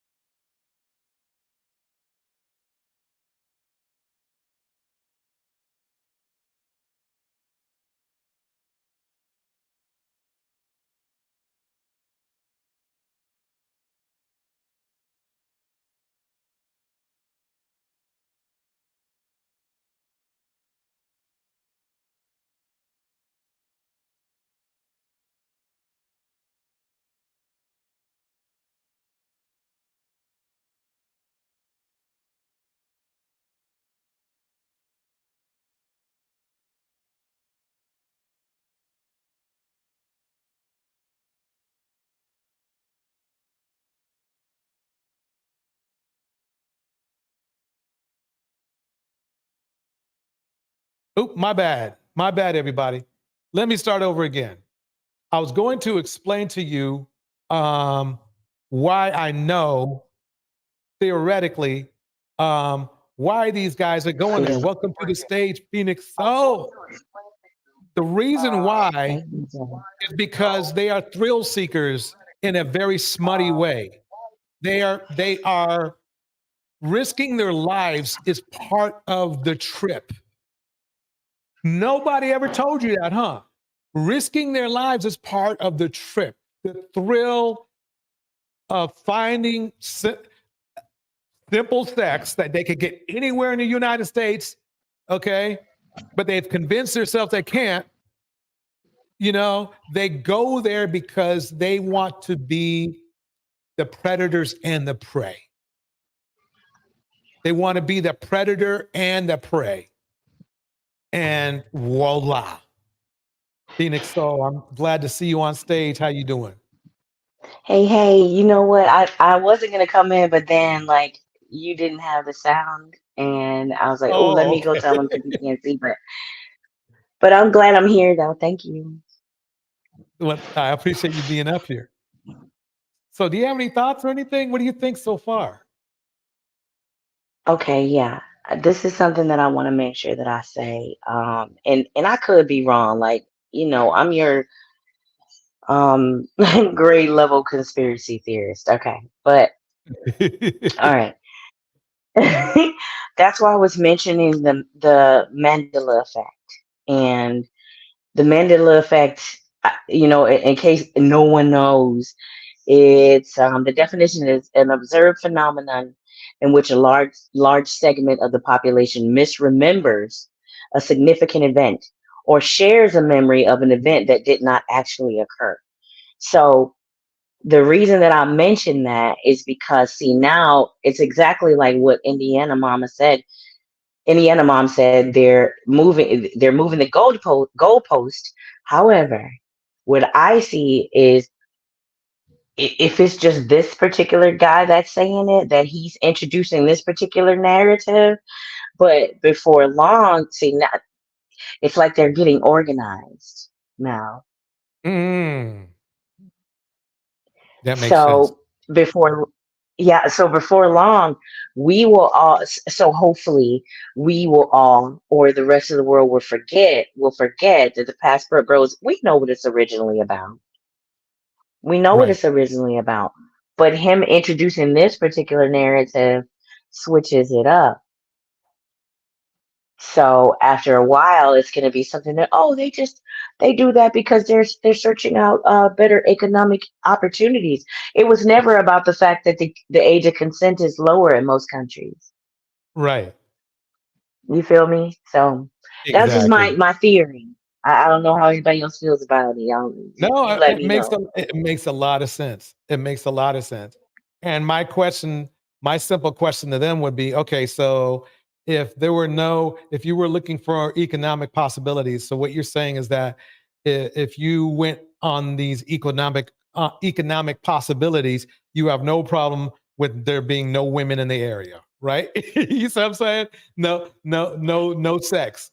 Would you go? Yeah, My it should question to be them that would way. be, if you want to sell us on that idea, right, about economic possibilities, would you go if you knew you were not going to have sex with anybody? And they couldn't answer that. Not honestly. But I guess if they want to sell it, and to me, it's like this: what's wrong with just being called a black traveler? I want to like make this disclaimer. Like it's this is like one of those things that like I constantly think about, as far as, because even now, like now, as things move faster and we're bombarded with so much more information, it's very important that we pay attention, and especially as a black woman, pay attention, Well because said. there's gonna be there's gonna be a lot more gaslighting and manipulation. But I want us to like keep in mind that, um like Tupac said, and the Queenmaker always like to mention this: we all came from a woman, got a name from a woman, and are gained from a woman. We're Right. just adapting to what we already know. So pay attention. You can't come in here and tell us, oh, the Passport Bros, it's because we're seeking out better opportunities to get that peen wet. That's what you're looking for. Yeah. But you want Yeah. us to forget that. Yeah. It's kind of like they're trying. He's trying to seem like it's, and this is the illusion I talk about that a lot of men do, is that we want to be respected, though we're doing unrespectable stuff. Sleeping with a prostitute will never be a respectable practice, or whatever you want to call it, or time, you know, um, you know, uh,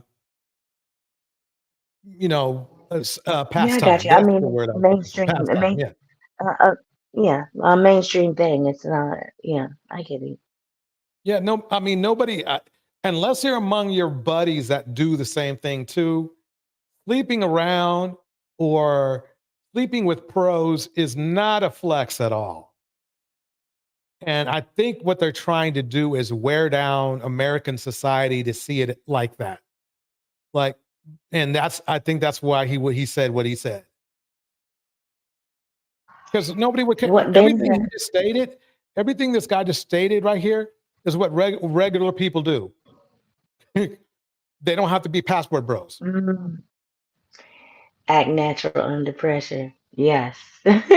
I'm like 100% believing in that. Apologies, but I just like saw what she said. Like, No, it's hey, break it down. FAFO. It's FAFO. F around and find out. Keep Mm-hmm. playing. You're not gonna win this. You're not. You're not. Yeah, that's But a good it just point. reminded me of this. It just reminded me of this. It's Donald Glover, right? What's that song? He's like, "Stay woke." That one. Y'all better stay Mm-hmm. woke out here, cause they flipping. Yeah. I mean, I can see these guys being, I can see why they're, getting worried, because basically it sounds like to me that they know they're going to have to come back home. And the thing is this, there's a very small percentage of these men that really stay out there. Most of them end up coming back. So I think what it is they want to be seen as more than who they really are. You'll see that. I think. And I'm gonna take it from you because you're a man, right? So, Mm. you're gonna be able to say that better than I can. But just speaking from experience, I mean, I've been involved with quite a few brothers, and that was the back and forth. They always wanted to make it seem like they were different or they were better or the situation was better than it was. And they Right. depend on either our ignorance or our hope or our silence, loyalty, pick meism. Pick me as if I like that. I like that. Yep. Very much so. Very much so. So let me go over this one. This young man right here. Um, well, he was almost kidnapped. What I learned from this trip coming to Colombia is Okay, let me you give got him to some be more careful volume. on who you trust. You got to be careful on who you give your information. So, and again, I don't know why they keep going there. Men have been getting kidnapped there for at least 10 years. What made him go? You got to be careful on people who Let me see if I can get a little more volume. don't really have the best interest for you. And I was around some people who basically, they was takers. And I'm in this country and I respect this country. So yeah, I'm gonna pay to see the country. You know what I'm saying? I'm respecting the place. So I had a tour guide damn near, and I'm buying him food. I'm paying for his gas. I'm giving him money to spend. I don't know what he's spending it on. I'm not even asking. I'm just trying to learn about this country, and I'm depending on him to keep me safe. And he took me up to some mountains and to see the fireworks. And you know, I had my camera. My camera like $3,000. I had my GoPro. I had my other iPhone that I just bought. Vest, everything. You know what I'm saying? And I love him. I love Andres. And it hurt my heart because I went to his mom's shop and shit, I let her do my nails. She told me 15 mil. I gave her 40 and told her muchas gracias, showing respect. And I just feel like I felt respect throughout this whole time. And I feel like my friend took me to the mountains to either hold me for ransom, I don't know, do something because it just didn't seem right. First thing that the owner of the Airbnb asked me, were you on drugs or were you intoxicated? What? Or did you? I'm like, man, if anybody know me, they know that I'm on point. But I don't know motherfucking drugs. I'm not intoxicated. I'm not doing none of that shit. And that's the first thing he questioned me about on why I did what I did. And I'm gonna get to doing what I did. I'm walking. We go first. This how the story go. Andres Is get on it my breaking bike up for because I had a anybody bike. else or just me? I'm sorry, say again. I can hear you fine, but I'm having trouble like hearing him. Oh yeah, yeah. Maybe. Can you guys hear it in the chat? Let me know. Anyway, let me see if I can. Oh yeah, he's just going to talk all the way through it. He's not very interesting either. Basically, this is what happened to him. I'll do some commentary. Basically, he got drugged, and he ended up in a hospital. And again, everybody, it's funny because they keep saying, "Oh yeah, Colombia's safe, Colombia's safe, Colombia's safe," and they still keep going when it's not. It's not. It's not. Oh, yes, says this. He jumped off a mountain and then was jumping from the rooftop to rooftop, according to him. Oh man, let's keep it going. That one's that fidelity is not where we need it to be. Yeah,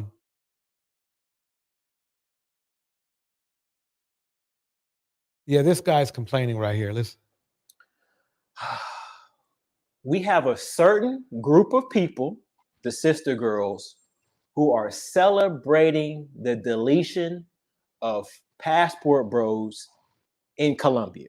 We've seen this before, and I'm going to show it to you again. That way you guys can be aware of it, okay? So let's take a look at this. Okay, let me pause it right there for 1 second. I'm going to minimize this for 1 second.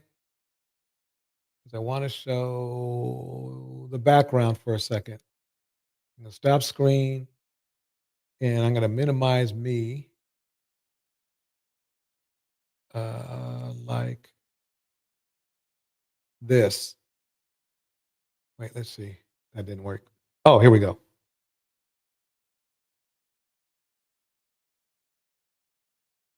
No, that's not the wrong one. That's the wrong one. There we go. Let me just go back to this. But if you saw the thumbnail okay, there we go. You can see the thumbnail here.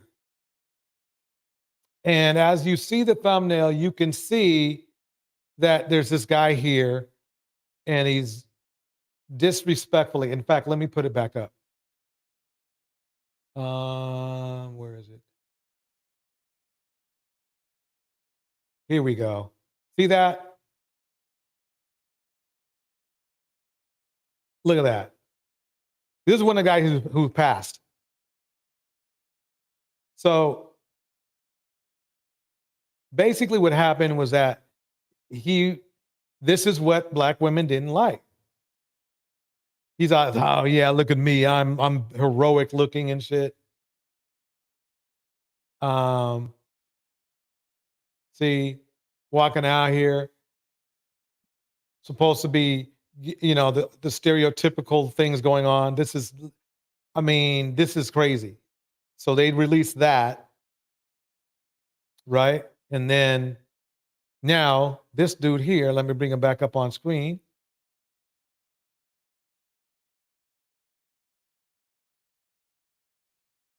Wants to complain about it. Let me start that. Oh, okay. Phoenix Soul, I guess dropped down. Okay, here we go. Gotcha. This post went around on Facebook, and I screenshotted it before she deleted it because I already knew that she was going to get some push. Okay, let me push this down a little bit. Sounds a little bit. Okay. Back on it. But look at this. So far, 8 passport bros were unalived in Colombia. Very fat, fit, and friendly.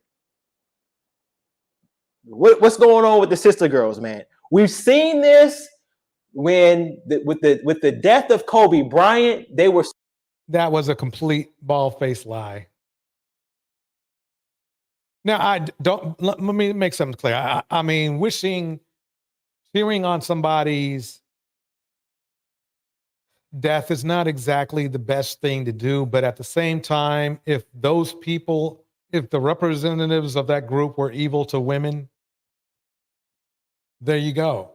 But Kobe, no black women, there was no group of black women that ever hated Kobe Bryant. Kobe Bryant was probably one of the most popular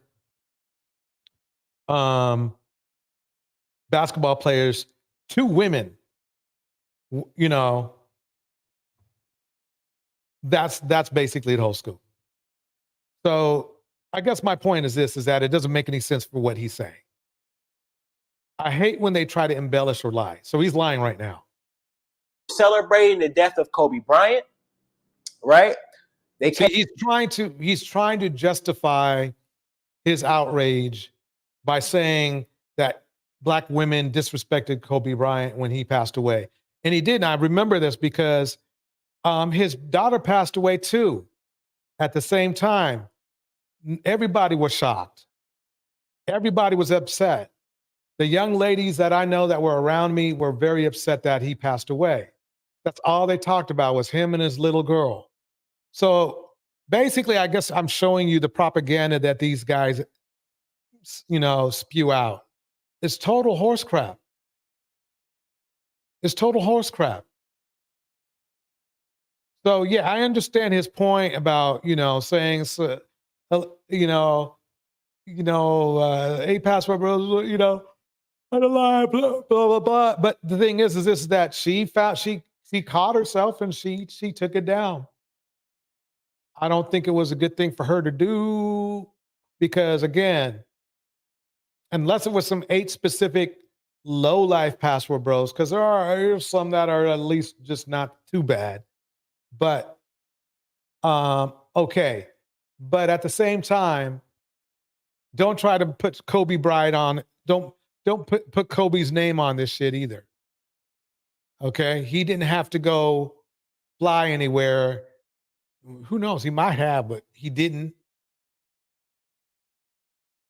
So anyway, let's go break it down with the most violent, unstable societies in the world. Too many broke and lonely young men, and we are producing too many of them. A lot of the jobs that young men used to have as on-ramps into the middle class were generally industries that over-index male, manufacturing, frontline work. Those jobs have been outsourced overseas. In addition, once we leveled the playing field academically, women just blew by men. Women are more mature, they're more disciplined, they're better at delaying gratification. And over the next 5 years, we're going to have 2 women graduate from college from every 1 man. So what we have is an entire cohort of what I call emotionally and economically By the way, it's a lot. It's the stats get even more skewed when it comes to our community.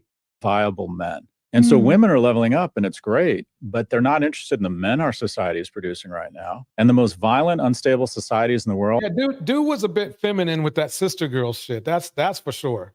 Welcome Mystic Moon in the house. And he had a mom in the house. Act Natural Under Pressure. Sandy Red, Tanya Sweat. Here we go. Bella Nowhere. All have too many of the same thing, and that is a broke and lonely young man. And we are producing too many of them. You hear that, right? Why is it that we have men in charge? Why is it that we are considering them to be our leaders? All of the scholars say that men are just not that great at even governing themselves. They academically can't keep up with women. And you know what? Quiet is kept. Just wait until Black people get unleashed. Wait until Black women really step into their rightful throne. Because if you think that you're being blown by academically now, listen, the writing is on the walls. These melanin deficient people are believing a false sense of superiority that is not based in fact. What is the writing on the wall telling us about men? What is the writing on the wall? I mean, basically, well, generally it's like this. They're always talking about, okay, I'm going to get my grind on. Well, apparently that's not happening. Welcome, Rat Girl. Rat Girl is in the house. All telling us about melanin deficiency and people who, by and large, throughout history and even today, lack the creativity to continue to innovate. I'm sorry, I went off on a different tangent. That has nothing to do with this video, but it's just about how we are living in these societies and we are being stifled, how our genius and our greatness is being stomped on and dampened out. What is going to happen when women take their rightful place? What is going to happen when Black women are no longer bridled and saddled? What is going to happen? All right, Ellen Ripley, welcome to the stage. What is good with you tonight? Yeah, I just want to know why are black women, why do they keep giving birth to these guys? I mean, if they use selective breeding, then they wouldn't have to hear such abuse. They would hear, guess what? Silence. Because none of them would be born. They wouldn't exist. I understand that. I hear you on that. What do you think about the passport bro movement? What is your theory on why are they so obsessed on going to these places? What do you think? They're obsessed with going to these places because 99.99% of them are in the closet and they're going overseas having sex with nignogs. I'm sorry. I mean, with men. They're, they're going to Thailand and they're going with these transgendered women, or probably, what do they call them? Lady boys? Yeah, in Taiwan, I believe they call them like something like that. Okay, so and also they go into DR to do this. So it's just, and then also you can have, I'm sorry. Okay. Also, you can go, like you said, you can go with kids. And the passport movement, it's all about black women. Them going online bragging and talking about how many women they slept with. That's all to get black women's attention. Because they're childish and immature. So that's what it's all about. Is basically they want attention. Obviously, they want it from their peers because they want to be able to be respected. But they also want it from black women, even though they disrespect black women and don't realize that all they need to do is be respectable, and they would get the respect of black women and black men. Yeah, that's all this passport bro movement is about. It's not about what they say and telling quote unquote brothers that you can go overseas and be free and happy, and it's not about that. It's all about black women, trying to get black women's attention. A lot of people say, well, why do these guys, they brag on camera? Like why do they want so many people to know that they're having sex with prostitutes? Because it's not about that. It's, like I said, it's about black women. That's so what basically at the end of the day, what you're saying is it's about, well, obviously it's about sex because they do a lot of that, but it's obviously about trying to, it sounds weird, but I guess they're trying to impress black women by saying, look how many women we can get.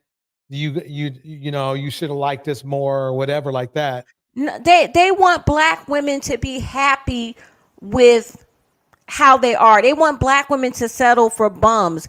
Black women, for so long, we have not had black men accountable. We've not put them accountable. We've always, succumbed to their lies that nobody won't let them do anything. Like they can't do anything because, the WM, I can't say it on StreamYard, I guess. The man of non-color won't let them. And, so now that black women are saying, look, why don't you take care of your, hold on.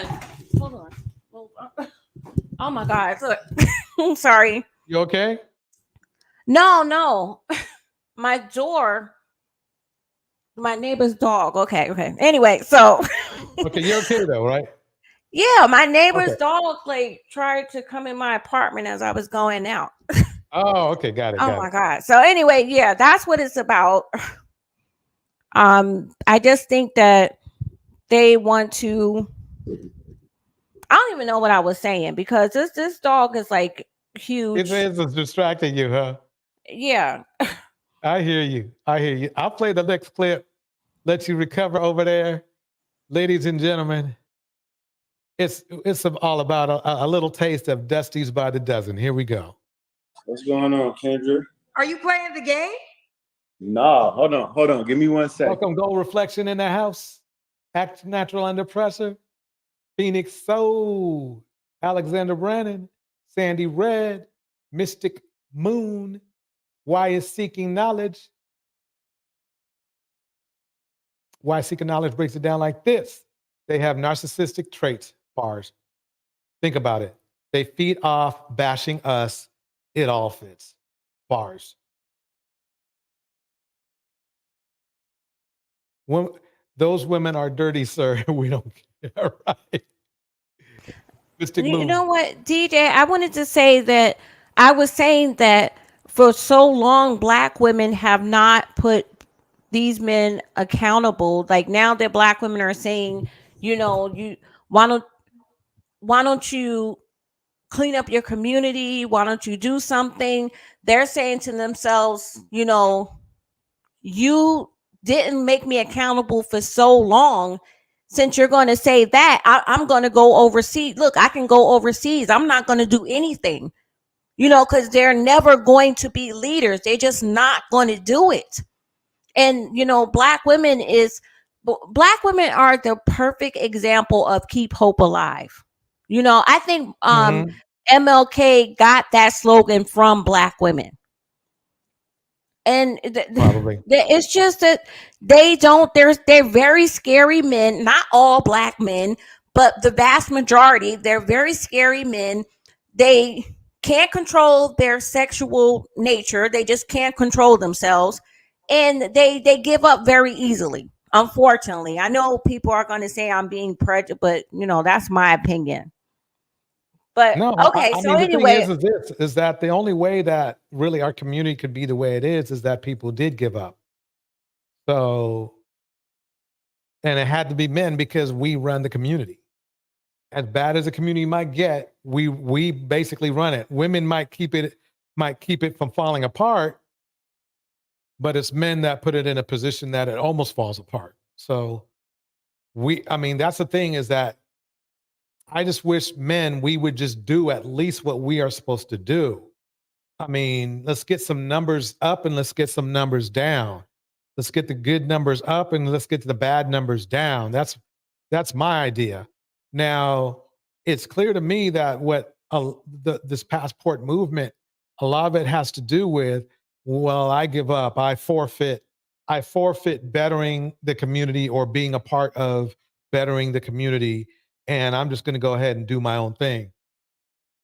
But it's just, oh, go ahead. What were you saying? It's just that Sinji was right. They don't have the motivation naturally. It's in their nature.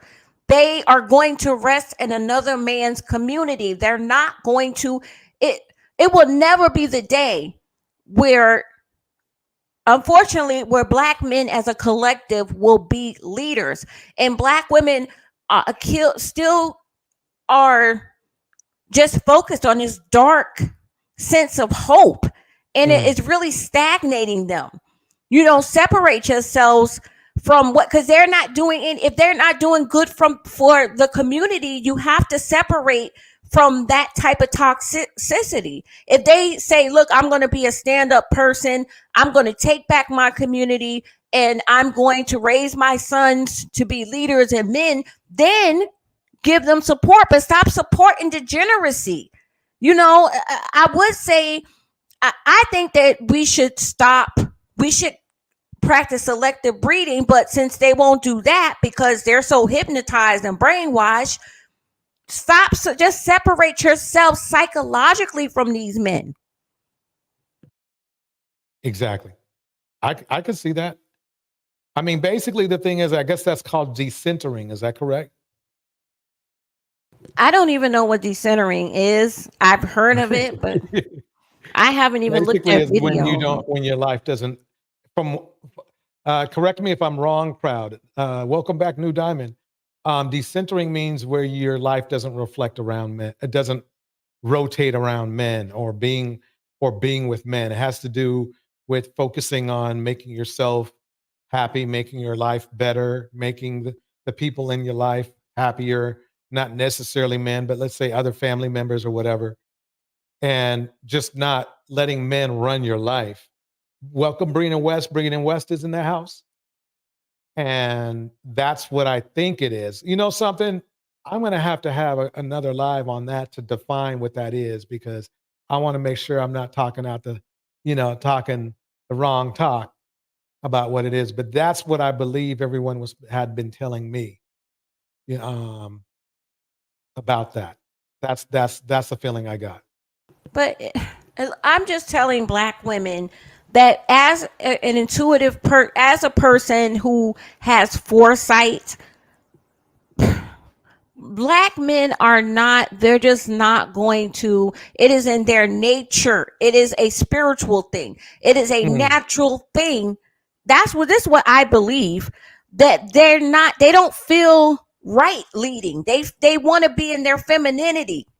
They may be the most masculine men physically, thanks to our genetics. Melanin we're root races. We started the whole entire human race.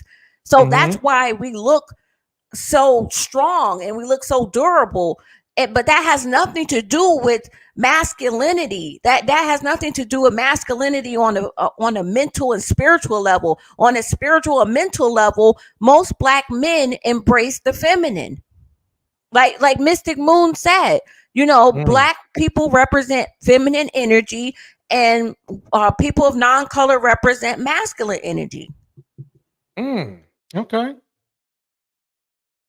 Welcome, Corey Coburn in the house. Corey Coburn in the house. Let's play a little bit more. Here we go. Kendra G. Let me start it from the top. A little Dusty's by the Dozen segment, everybody. Here we go. What's going on, Kendra? Are you playing the game? No, hold on. Give me 1 second. All right, you're gonna turn the TV off. Let's try to get a guy. Big shout out to Muck Saga General. Up here. I did this show early tonight because I got somewhere to go. That hey, better? my photographer just came in. Can you hear me better? Like 10 more minutes. Muck Saga General says, salute to the Passport Bros. They've shown us the way. Yep. A way to the coffin, unfortunately. See that, and then they wonder why not that I care. I really, really don't care at all. But yeah, let me not say it like that. The thing is that I would really want to know, what way did you get shown? What way is it that you got shown? The way to the grave. How did this passport movement make things better in your life? Regardless of the risk. I'm sorry, were you going to say, Ellen? No, I'm just saying that they showed them. This is just the beginning, DJ. It's going to be, the more you tell these Dusties not to do something, the more they're going to do it. It's going to be so bad. I foresee it and I predict it. This may be, they're in. I don't. If you want to go overseas and get sex because you're not getting no nuts off over here, by God, I'm not trying to stand in anybody's way. But if you're getting deleted whilst trying to get your nut off, don't you think? I don't know. They showing them the way to the grave, and black women. Yeah, I'm not trying to exaggerate, but it just seems like so much danger for so little. The thing is about this. This is my question: is that if these guys are such non-simps and such alpha men, why are they trying so hard to the point of risking their life to have sex with women that have sex regularly every day with every Tom, Dick, and Harry? That's the thing I don't get. It's like they're literally paying for. I don't get it. I don't. At the end of the day, I don't get it. Because they have to have. Okay, they are attracted. Black men just naturally, they are attracted to what is the opposite of them. They have to have that light skin and different features from themselves because they think that they're ugly. Okay, they don't want to produce anything that looks like them. This is just a fact. A majority of them feel that way. So they can't get it in America. They can't get that beautiful Latina woman or a high class, a woman of non-color. They can't afford it. So they have to have that light skin, and so they're going overseas, and they would risk death for what one person would say, quote unquote, the beauties. It could be somebody with a shotgun. They could be in line going to a brothel, and it could be a group of cartel men with shotguns deleting them. Everyone that keeps trying to get to the brothel, and they'll still be hypnotized trying to get to those features.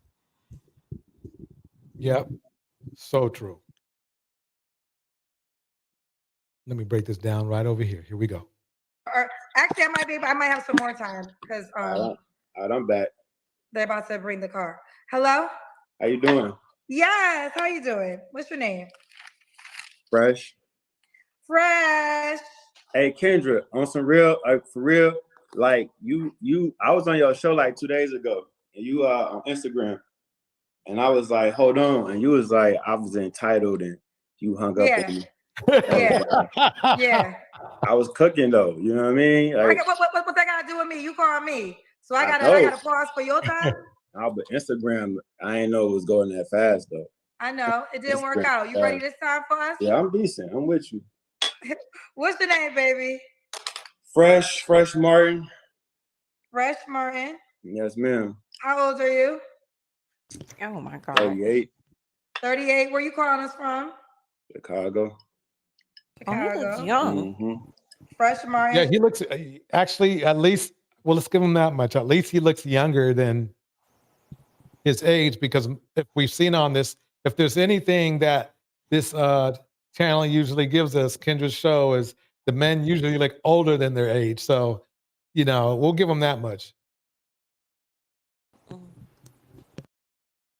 Chicago. What's your zodiac sign? I'm a big Taurus. What's your birthday? May 18th. Oh, okay. I'm a Taurus too, May 7th. Yeah. What do you do for a living? On an architectural design firm. I produce music, stuff like that. Y'all got 1,000 jobs. Is your name is Fresh Martin? That's what you want me to call you? My real name is Daniel. I'll call you Fresh Martin if you want me to. Yeah, it's fresh. It's just fresh. You know what I mean? World number is fresh. Fresh. Okay. So we got Fresh 38 Taurus, Chicago. He does architecture. Yeah, I got an architectural design firm, and I produce music for artists in Chicago. Okay, fair enough. You have any kids? No kids. No kids. Okay. No kids. No kids. All right, let's do it. What kind of woman you looking for, babe? That's a good question. That's a good question, Kendra. That's a good question. Somebody cool, peaceful. Well, Ellen, what do you think about him so far? I think that he's from what I just see stuff that other people don't see in people, but I think this guy is bisexual. Well, yeah, I get that sense. No, because look, that's why I wanted you to answer first, because I thought you saw what I was wondering if you saw what I saw. So there's just this, and there's nothing wrong with that. He can be that, but that's just what we saw. So, if you guys think if you guys agree with Ellen, put a 1 in the chat. If you disagree, put a 2. If you're not sure, put a 3. But there's just something about him. I'll keep playing it. Here we go. Peaceful, pretty, down to earth, got a little ego. I like ego, like a woman with a little ego on her. That's about it. Okay. What are your deal breakers? Kids, meanness. I don't like mean women, but that's it. Kids and meanness. Yeah. And also don't be possessive. Like women tend to be possessive of me. I don't like that. Just let it be smooth, take your time. Don't just jump right into like asking me stuff. Like, where you going? Where you been? Calling me all the day. I don't like too many phone calls. So that tells me right there that he's not a very loyal person. Because women will regularly not do that because women have a life and they have a job and so on and so forth. And obviously, women have trust issues with him specifically, which means that he's not a loyal dude. He's just not. This is not a dude to roll with if you want a future, well, a husband or a significant other. He doesn't roll like that. He's especially the musician thing was already a big enough red flag. The fact that he's probably is bisexual is another red flag for him, because men tend to be, when they are bisexual, in from what I've read, men tend to be more fluid, let's say. I mean, a perfect example is what's his name? What was his name? The basketball player. There's a couple of them who they're bi and they could not be loyal to save their life. They could not be loyal to save their life. So that's what I'm trying to say, I guess. So, DJ, I'm gonna drop down because my neighbor's dogs are loose and I have to go tell and they him. going crazy. Okay. Yeah. Okay. Okay. All right. Bye. I appreciate it. You have a good night.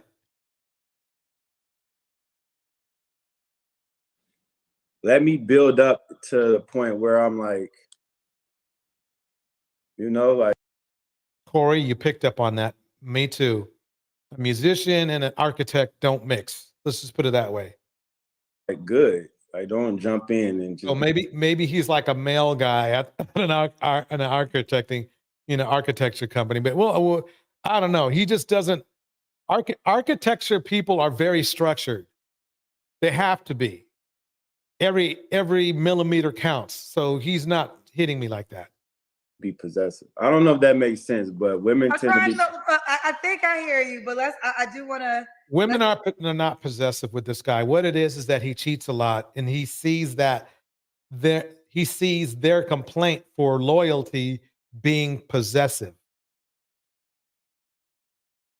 And the only reason they would call him and ask him where you at and stuff is if he made some sort of commitment to them that they thought they were getting a real commitment, but they didn't. That's what's going down.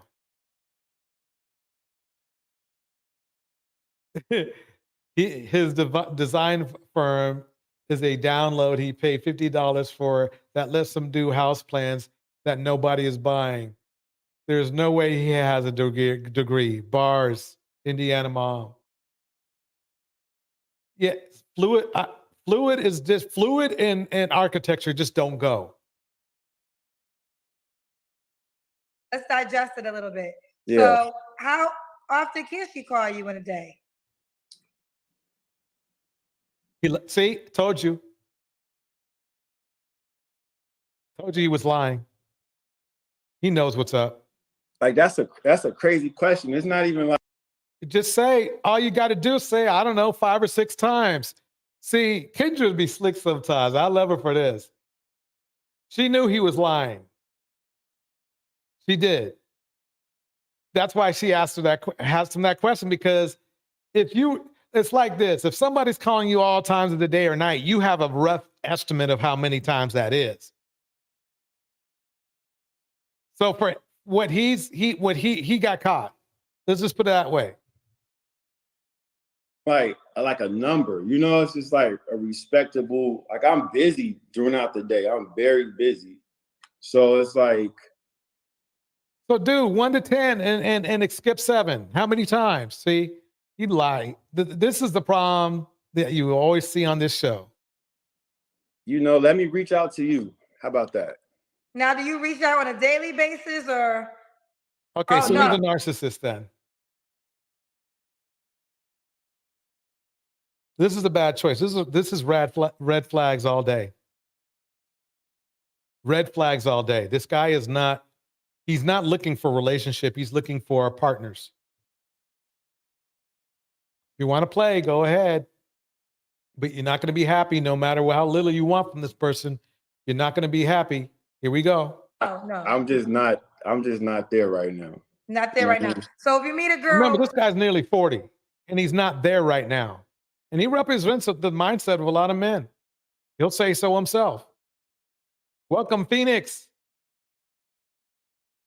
Tanya Sweat in the house. Mystic Moon.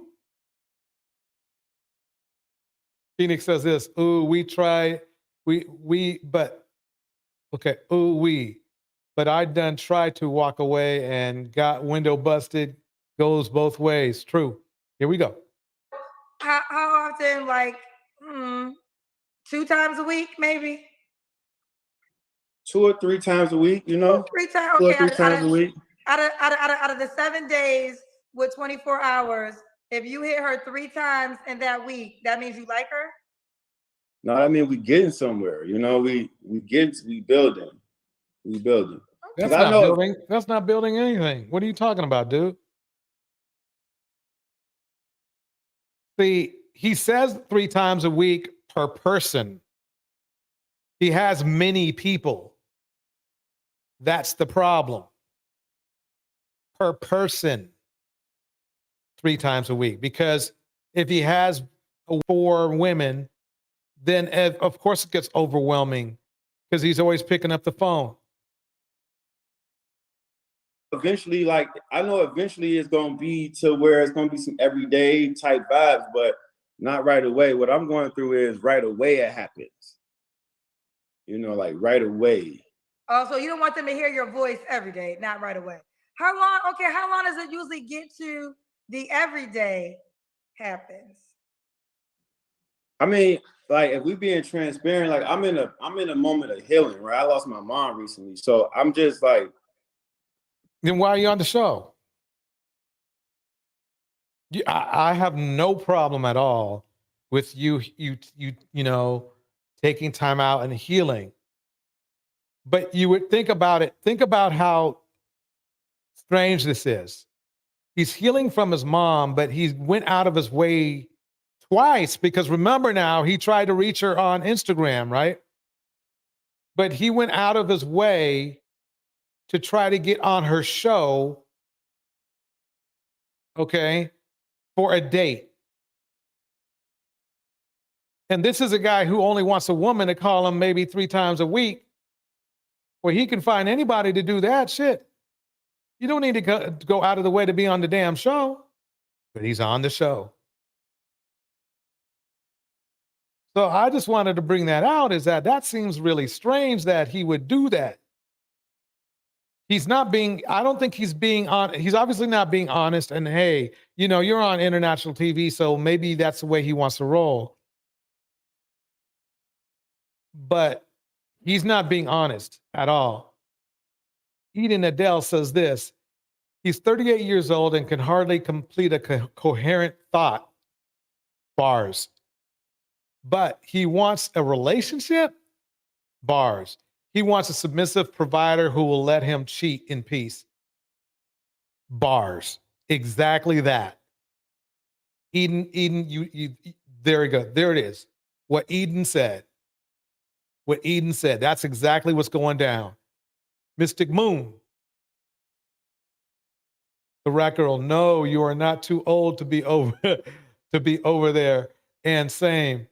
Someone else put me onto Torch about a month ago or so. We are both pretty new here. Yeah. So welcome. What Mr. Nobody that young. Okay, got it. Okay. Let me D9 in the house. Here we go. We're gonna keep going. Taking my time with life, you know, and it just seems like since that happened, any woman that come in my life is just D9. Yes, he sounds like a poor communicator. He really does.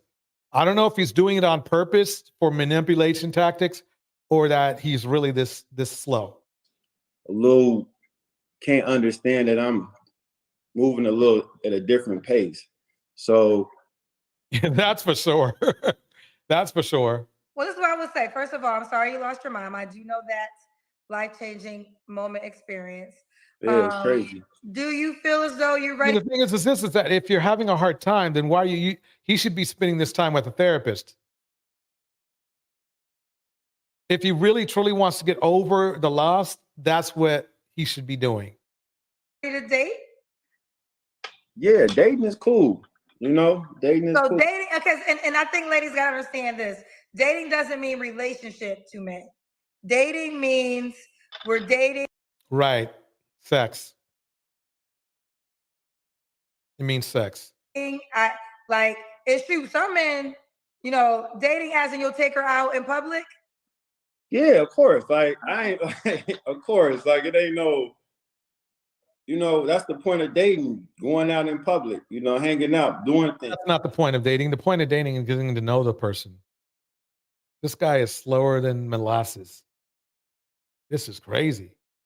It's learning what you're good at, learning what you got in common, and you know, whatever. But just take your time with it. You know, don't just jump into the point where it's like you in love. He laughed at that. The notion of being in love with somebody made him laugh. That's how empty this dude is. I'm dead serious. That's how empty he is. I'm sure he's broken some hearts. It's crazy to me. It's like you don't even know me like I will that. say this. I know it's coming across like to some people like what? But I actually do understand what you're saying. And what I think he's saying is Sometimes Kendra tries too hard to relate to these men. You know, she doesn't have, I understand though. I guess she has to reel them in for the show because I remember when she first started having her shows, she had mostly women on there, mostly women. Now she's got these chocolate red pill dudes coming in, and I guess she has to made some concessions so that she could attract more men to be on the show. Sandy Red breaks it down like this: DJ, will you do a live that includes the subject of living in a perpetual childhood? That's a good point because he's definitely there. And a lot of men are definitely there. They want to stay in high school. Not grade school because that's too young. You're not supposed to be having sex in grade school, but high school, it's more accepted. That's where they would want to stay. That's the age, that's the bulk age of the women they want to date are in their 15s and up to 15 to 20. If they could. If they could. Here we go. First of all, ladies, when you're dating a person, you should always one of my friends that's married. Now, I don't really agree with this 1,000% because I don't think it's wrong for women to call a man. But my friend who's married, I told you I'm always giving y'all married people advice. She when she was dating, she never called. So she would just and she's like always happy, but never called. But she would also date. So if one guy wasn't available, she was probably busy dating too. Dating doesn't mean sex. Maybe she's at the movies with one guy, dinner with one guy, but she said she never called because she needed to see who really wanted her. So when you call the most as a woman, sometimes you might not know how into you he is if you're always the initiator. But on the flip side, I do believe in calling men. I don't think you should just, if you got something to say, but don't. No, it's just like. Right. Good point, Corey Coburn. Notice that you can't see anything in his surroundings. Must not match the lies that he has told about who he is. Bars. I prefer if you text me, you know, like. Who are you talking No, this is a narcissist right here. He does not want any kind of emotional connection with anybody. That's what he's basically saying. Now, right now, since his mother passed away, that's understandable. But basically, the thing is why is he on the show? I already told you that. I think he's trying to get more supply. And please, yeah, everybody, get the likes up. Get the likes up. And I believe that really he doesn't care. He doesn't come off as a very caring person at all. I think he's not a good person to be around. He must be slightly repulsive because he's not hugely ugly and he seems decently tall, I guess. But he's 6'5", so he's everybody's height, right? So he should naturally attract women just walking around. Well, not the way he's dressed now, but if he dressed properly, yeah. Yep. Years old. Now, where I would say what texting is, texting does work at times because people got lives and business. Exactly, Mystic Moon. He is DJ. He is just looking for an escape. Some men is just trying to escape. True.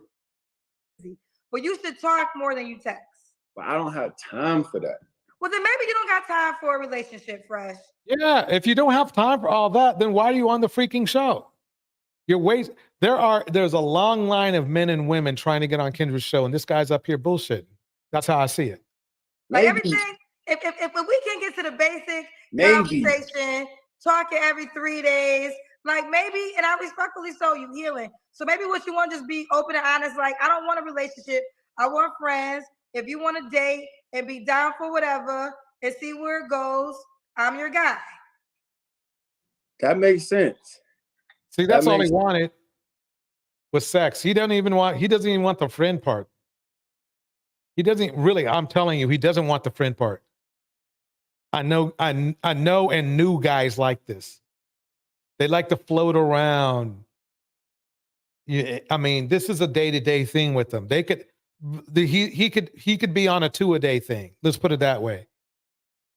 Eden Adele says this, Phoenix, I like privilege units. It's perfect. Another Negro Negrodactyl who thinks women should feel honored to be ignored and neglected by him. Bars. New Diamond says, a therapist, he'll try to fix her or him. There goes the healing. Bars. I mean, here we go. Makes sense. Here we go. Makes sense. Take your time when you liking the guy. That's how I feel. Like, don't, because he's a manipulator and a pimp. And some guys would give him stripes for that. But ladies, I'm telling you, I think he's probably more of a pimp than he is an architect. I'm telling you. If he truly felt, and if you're true, I don't know. If I lose a loved one, I don't see how I'm calling up the show. Maybe, I don't know, maybe that is the escape that's going down. But it just seems like his whole nature is not that built into feeling for people. Mystic Moon says this, we're taking these men too seriously. They're just trying to make it. It's sad. And yes, DJ, he is empty. You know, once I like you, we locked in. You know, I'm good with kicking it. But see, look, as soon as he likes you and you're locked in, then you can kick it with him. You can actually, the prize is now you get to the level of kicking it with him. Not a relationship. Hendrix had a job. Yeah. He's nearly 40. Right. He's 40 and taking his first time in life. Yeah. Yeah. This is crazy. Here we go. Right now, I'm just like, take your time. Like, I do want that energy, but Kendra, dating in Chicago, weird sometimes now. It's weird. It's a little, I don't know. Well, okay.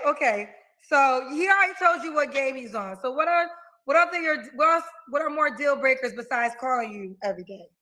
I don't want it to be even say just calling me, because I'm all about communication. It's just, no, you're not. Why did he say that? He didn't have to say that. There was no reason he had to lie.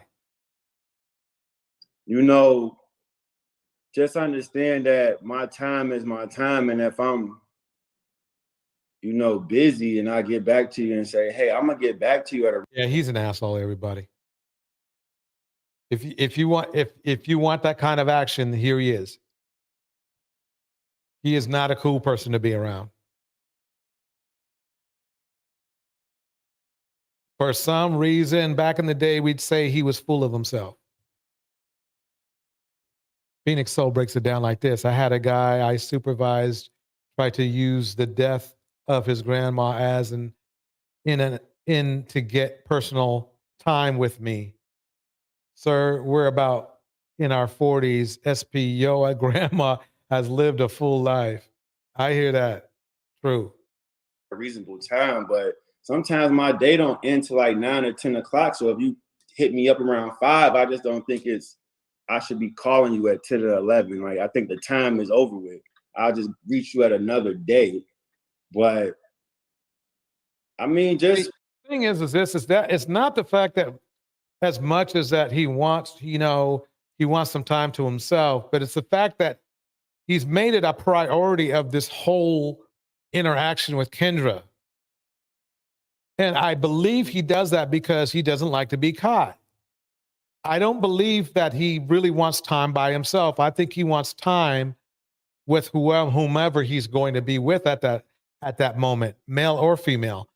It seems like to me why I'm saying that is because it seems like he has a disconnection where he doesn't really have that, I don't know, that passionate vibe for women. It just seems like it's like, oh, women, so what? Welcome to the stage, Mystic Moon. How you doing tonight? I'm doing okay. Can you hear me okay? Sounds good. I was just gonna say something. Oh, hello. Thank you for having me up. But when I'm listening to this young man, I think we have to ask better questions. Yeah, sometimes it's like, it's nice to call a thing, like he's being this way or being that way, whatever. But I think for women to grow and really be able to decenter men and to really put their attention on themselves and all of that, I think we have to ask questions, deeper questions. Like when you look at him, I don't necessarily think that he is not into women. He may not be, but to me, when you look at him, I hear depression. I hear somebody who, just like you were saying before, empty and is looking for a supply, just looking for something. And that's why you hear the contradictions. Like one moment he's saying, don't call me so much, and the next moment he's saying he wants communication. The reason why he's going back and forth, in my point of view, is he's trying to describe, basically what he's saying is he wants you to show up in a way that makes him feel soothed and makes him feel better and makes him feel okay about himself. That's all he wants. He doesn't want any more or any less. And whatever that formula is, that's what he's looking for, and he can't articulate it. And so I think as women, yeah, it's like fun to watch this kind of stuff, and I think we should watch it because it's fascinating. But let's ask better questions like, what are we looking at and how are we contributing to this energy? And as I have said a million times, as women, especially Black women, I think Ellen alluded to this a little while ago. We are the frequency. We say that, you said before that Black men run the community. No, they don't. Black women run the community because the community is running on our subconscious. Whatever our subconscious is, that's the only thing that men can ride. And so when sort of our subconscious change, and it is slowly changing, we can see it. Like 10 years ago, we did not hear Black women say anything about decentering men. That was not even a term that was ever Right. mentioned. And now you hear it, So I don't know. I just wanted to just No, I like your input. bring that to the forefront, if that makes sense. Yeah, it does. Yeah, I'm not saying that men necessarily run the community, but de facto wise, they do. They might not run the community, but they're in the position of running it. And what I mean is this, is that obviously women are running the community because unfortunately you see the state that a lot of men are in right now. To me, I think really the biggest red flag to me is hip hop, is that the majority of men listen to hip hop. And if you listen to hip hop and you listen to its message, it's really fragmented. It's there's no path, there's no I mean, how many, rap songs are about building a house or building a family or building a community? Maybe back in the day, like something like Arrested Development, somebody like that, they might have some conscious hip hop, but that's kind of like now, that's kind of like today I would say that would be a novelty genre. For some reason, it seems today that men are more focused on instant gratification. Let's just put it that way. But I somewhat agree with you, but not completely, because we always say that about rap, that it used to be this and used to be that. It used to be neutral, like sort of fun, but not necessarily talking about women, and not necessarily talking about anything that's important. Um, that was a brief period that happened, but it was always degenerate. It was never in mass. Now there always have been pockets, but in mass, Right. it's never been this bigger thing. And the rap music is not the problem. It is just another. Um, No, it's not the problem, but it's more like the buoy. I don't think it's any of it. It's not anything. It really is just um, the face of something that's simmering below. And if you take the thing Right, exactly. if you take the thing from below, all of the stuff on the surface evaporates. So I don't know. I just think that when we're listening to somebody like him speak, that we don't take these people too seriously and have empathy, not empathy to give them a chance, but empathy in saying, that person just don't have it. And it's just is what it is, and not let ourselves get swept up. But I feel like this crowd here, like, we know what the deal is over here. But it's just sad to hear some women take this seriously Right. and get so upset about it. And it's like, no, somebody said something about this sort of perpetual state of childhood. Isn't that interesting? Like, how can they develop? Because and I'm gonna say this and I'll kind of zip it so we can finish watching the video, but I sometimes I think about, like, how can they grow out of childhood? It's impossible, because if Black women have been taught to center men, and we've been taught this lie that they're the leaders, they're the strong ones, they're the ones with the knowledge and all of that, then we are using all of our life force energy, our power to to basically abandon our post so that we can sort of live up to this lie that we've all been fed, right? And Mm-hmm. so we've abandoned our post. So now they are stuck in, what is it, purgatory, where they can't go forward, they can't go backwards. So they're sort of spinning, and they're going to keep spinning. And then when we shift, and you see women, how women are slowly shifting out of it, slowly but surely, you're seeing all the noise of them sort of like spiraling. Mm-hmm. And that's normal, because whenever you're shifting out of something, there's going to be that chaotic space. And then eventually, it starts to shift with us. So I don't know. I just wanted to point that out, that this is all very normal. And just remember that we are the ones. We are the ones. And there's something about, I think, it's not just, I always, like I said this the last time, like, Black people are the frequency holders of all the races, the strongest frequency holder. Women are the strongest frequency holder of the two genders. And for some reason, and I've been meditating on this, and the Holy Spirit, has been giving me bits and pieces, but American Black women specifically, I don't know why we were chosen, but something about us, we're a frequency holder of even the Black women, then the Caribbean women, and then other women who are in Western countries, and then the continent. I haven't really fully fleshed it out. It's just in my spirit. But I could feel that there's something specifically about us, which is why we're on the bottom, obviously, which means that when we come back to our post and this whole thing flips around, then we'll be back at the top again. So I just wanted to say that. I know I'm really long-winded, but I just wanted to No, I say that. appreciate the input. I do. Okay, I'll mute myself. Welcome, Concrete Ghost. How you doing tonight? I'm fine. How are you doing?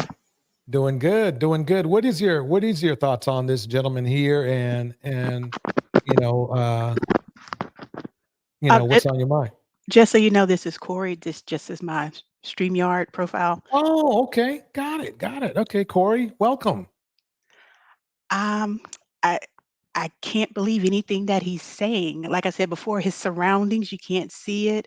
The way he presents himself, the way he's dressed. If he is a professional, I can't remember which athlete said, but he said, "Act like you've been there before."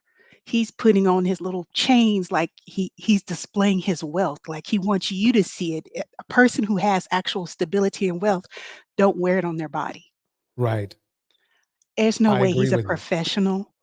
I mean, I belong to 2 professional organizations, men and women. That's where you meet people who you're compatible with that can help your business grow and make Right. connections.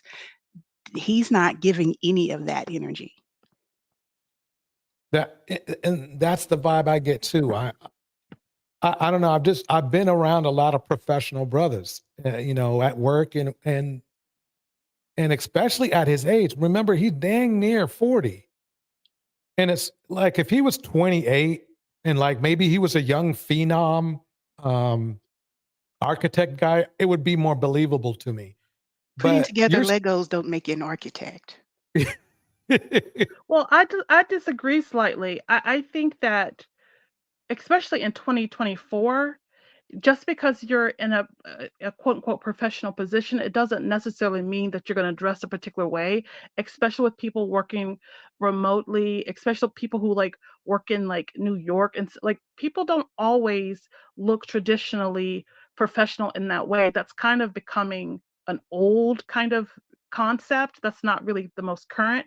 But I do agree with you in that if he had come up with up here with that exact outfit, exact hairstyle, exact age, but he was holding himself differently, that the frequency that was running through him was really about that life that he's saying, I think we would be less focused on his clothing and his jewelry and more focused on what he's saying. I think the bigger thing is that he's not likely the thing that he's saying that he is.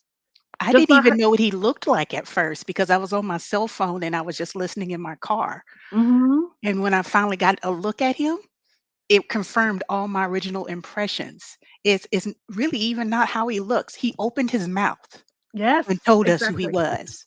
Mhm. And it's sad, the contradictions, not being able to articulate himself, Right. not being able to even look directly into the camera. He's looking everywhere else but the camera. It's the his body, like you could literally, if those of us who are sensitive, I know Ellen is, I'm sure Phoenix Soul is, um, you can feel his whole body vibrating through the camera, and you know it's a low vibrational energy. Not that that's who his soul is by nature. I'm not saying that. Nobody, I feel like we all have good energy naturally, but do we exist in that energy? You know what I mean? And it just feels so low vibrational. And anybody who gets involved with somebody who is that conflicted, and then on top of that, he just lost his mom. He's looking for escape. And it's like, if Black women, if we don't know ourselves, how are they going to know themselves? It is impossible. If we already know that they're not really the leaders and that we are, what are we expecting them to do? They're doing exactly what they should do, which is absolutely nothing. I do have a question. Do you believe he is like this because he just lost his mom, or do you believe he's like this Oh no, he's and like like this? this. No, he's just like this. And the loss of his mom is just is like sprinkles on top of a Okay, already already a created dessert. I got it. can't I want say to kick one a way or shout the out. other, but yeah, I'm not even 100% if he really did lose his mom. I don't live his life, so I can't say. But the energy he's giving me is like a little middle school boy who wants to flex to his friends that he got online to talk to Kendra G and flirt a little bit. I agree with that. I agree with that. It is a little boy. Like I really, it's like 12 years old. Yeah. Well, 12, that's the, if I could pick an age, 12 or 13 is what it is. And I'm not in any way trying to insult this man, because I feel like I see everybody's humanity and I see his humanity. And I think that we're all equal in that regard.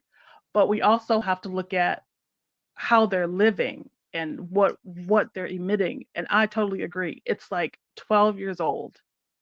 12 years old is what I'm getting. And it's just, it's really sad to look at and watch. So that's why I stopped taking them seriously, not their humanity, take everybody's humanity seriously, but stopped taking it seriously because I'm elevating as a woman and I'm realizing, oh, like it's okay. Like it's okay. There's something deeper moving us and it's gonna be fine. I mean, we can still talk smack, but I think while we're talking smack, if there's anybody who feels discouraged underneath it, don't feel discouraged because it's gonna be okay.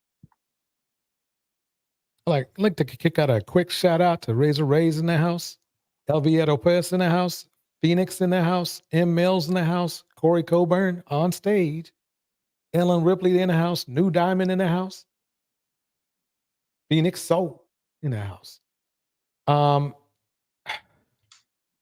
So if you had a younger niece or daughter or somebody somewhere around his age, what would you tell him? What would you endorse this guy, or would you say stay away, or would you say give him some time? What would you do? Me personally, I wouldn't tell anybody what to do and not to do because that the woman that's in front of me, who knows what frequency that person is on, right? Because it may Mhm. be a perfect fit. But I think if it were my niece, because I don't have any children, but if it were my niece, I would say that I don't think that's do you see, I would call out the things that he's doing. Like, do you see how he can't really communicate well? You know, Right. do you understand that if you're wanting something from him, he's not going to be able to give it to you, and be able to like call out different things like, are you noticing how he's holding his body? Are you on, like, if you're honest with yourself, do you really think that he's going to be the type of, or more importantly, ask them what they're looking for, and force them to describe it in detail, and then point to that and say, do you see how he's doing this? What's the truth? Like, what's being emitted here? And have them to call out the truth of what they're seeing and keep pressing them until they see the truth. Because I noticed that, like, if you just tell people and tell them, sometimes they can't get to it. But if you keep pulling, drawing their attention and letting the frequency of their body align with the frequency of what's happening in front of them, they get it because you can't deny it. Like, Mm. you're wanting somebody to show up for you and be kind and be present and to give you hugs and kisses and to open the door for you and to be able to communicate with you and express themselves and have empathy. Then you got to kind of point out where that is not present and how that person that's standing in front of them don't have the ability based on where their mind is. They don't have the emotional, he doesn't have the emotional intelligence. He doesn't have access to any emotion, the emotional spectrum. Listening to him, there's only a couple of emotions that I think that he would have access to. Obviously, like the anger, the rage, those are the easy ones. And then the other one is just kind of what's the word? It's not nonchalant, but it's like apathy, just kind of just there. Got it. I do have nieces, and it's not in my family's culture to preach at them about Mhm. males that they seek to date or hang with because it's how they're raised. It's kind of like who said it? Phoenix said it. You plant to seed, you pour into your young ladies so they know they are equipped with the knowledge and skills to recognize when a man is a failure. So you don't have to preach and push and twist their arms. My niece, my niece would not spit in this man's face if he was dying of thirst. She Mhm. has the knowledge, ability, and skills to recognize this is someone below her. She doesn't have to tell him, "Oh, you're below me." She'd be like, "Thank you. I'm not interested in your attention," and walk away. we have to pour into our young ladies so we don't fail them. So they see somebody like this and say, oh, I can fix him. Right. Give them the knowledge and skills to be able to handle this situation when they're approached in this way, and they don't feel like they're needy of attention just because it is a male. I 1000% agree. And I'm going to add one little piece to that, which is we have to start fleshing out what those tools are that women have to have. And there's three. I even told my niece this. One is discernment, one is intuition, and the other is obedience, right? The obedience to what your body is telling you, not to feel, because I think a lot of times, like as women, we'll feel in our body's telling us something is not right. And then because we have a programming in our mind, we let the programming override the sensations in our body. And so, like you were saying, like making sure that they're poured into and they know what the deal, like know their worth, know their power, so that they won't walk into that. But they also need to know how to discern, like, what are you really seeing here? And how is it that within your own body, you want this particular type of love? And then you're looking at this person and you're trying to change them, trying to, like, they have to know emotional intelligence, and they have to know the tools to read what's in front of them, to know accurately, like what is really there, what I it is call that. that critical thinking. That's a critical thinking package. A lot of our young men are missing it altogether. And a lot of our young ladies, they get the red flags, but they don't put the clues together to figure out the puzzle. But Critical critical thinking. thinking is just a high skill encompassing all of that with the discernment. And And it's just emotional intelligence. Emotional intelligence is huge, and critical thinking. I think both of them work together so beautifully. Those two things. If Black women, Black girls had that, like what you're just describing, along with emotional intelligence, they'll know what they're seeing. You know what I mean? They know what they're seeing, and then you can move away from it. I think the thing is that women are looking at something and they are trying to make that thing in front of them be something else, using their mind to override what is there. And it's like, no, don't override it. If you say that you want a particular kind of treatment and you look in this direction, you need to be able to call a thing. And it should be to the point where it's done mostly subconscious. Like you're talking about your niece, how even if that person approached them, she'll politely say, no, thank you, and walk away. It's because it's her subconscious is on it, and her subconscious is doing most of the work, because your sister, your brother, whomever it was that raised her, um, really, really cultivated her subconscious. So it's a default, and she doesn't have to use her will to sort of figure out what to do next, right? So I don't know. This whole thing is fascinating. What a beautiful conversation. I'm just so grateful to be part of it. I appreciate you coming up to the stage as well. Let me play a little bit more of this, and we'll see where he's going with this. Maybe he can give us some more clues. I understand that. That's how the man thinks. The woman thinks you blew her off for the whole day. But that's So not. I would just give you, this is advice. If it's a girl you like, now if it's a girl you don't care about, then so be it. But if it's a girl that you like, you're gonna have to put some efforts in. And if you are genuinely busy, that's fair, that's understandable. But then this is where your text message power comes in. 10 o'clock, you know what? It's late. I just finished the day. Sorry I couldn't call you back earlier, but I'll call you tomorrow. Like that's a respectable that will honor that you genuinely was busy, but now you're about to go to bed. You don't want to call her. Okay, that's your choice, but at least acknowledge her. If it's a girl you like, now. No, but let's not put it to the point to where I'm not acknowledging. This is kind of weird that a 40-year-old woman is teaching a 38-year-old man how to date. That's weird. It's just the fact that I'm moving at a slower rate. So it's just, and I'm clear about that. When I'm dating or when I'm going out, I'm clear about that. Like, hey, I'm moving slow, just take it slow. But it never happens like that. It's always. Okay, honey. Listen, I don't got that much time tonight. See, I don't know. I don't think he's being honest with himself. I think what he calls slow is his, as far as making an attachment with the women, but I think he gets physically involved with them immediately. And then they get involved with him and thinking that things are going somewhere, and it's not. That's the vibe I'm getting from him. Do the woman gotta look a certain way? Yeah, I would say so. Okay. And do you I would have say any so. description? About, just got a little height on her, 5'7" and up. Good shape on her and pretty. Good shape and pretty. Okay. Yeah. What about money? Does she gotta make a certain amount of money? Nah. No. Okay. No.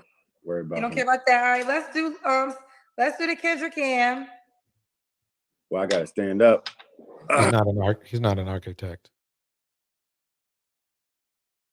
He's not an architect.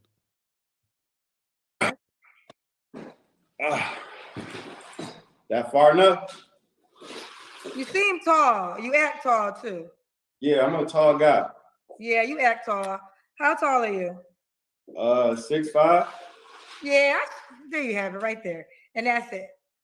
Everything is clear. Everything is clear to me now. Oh, okay. Everything's clear to me now.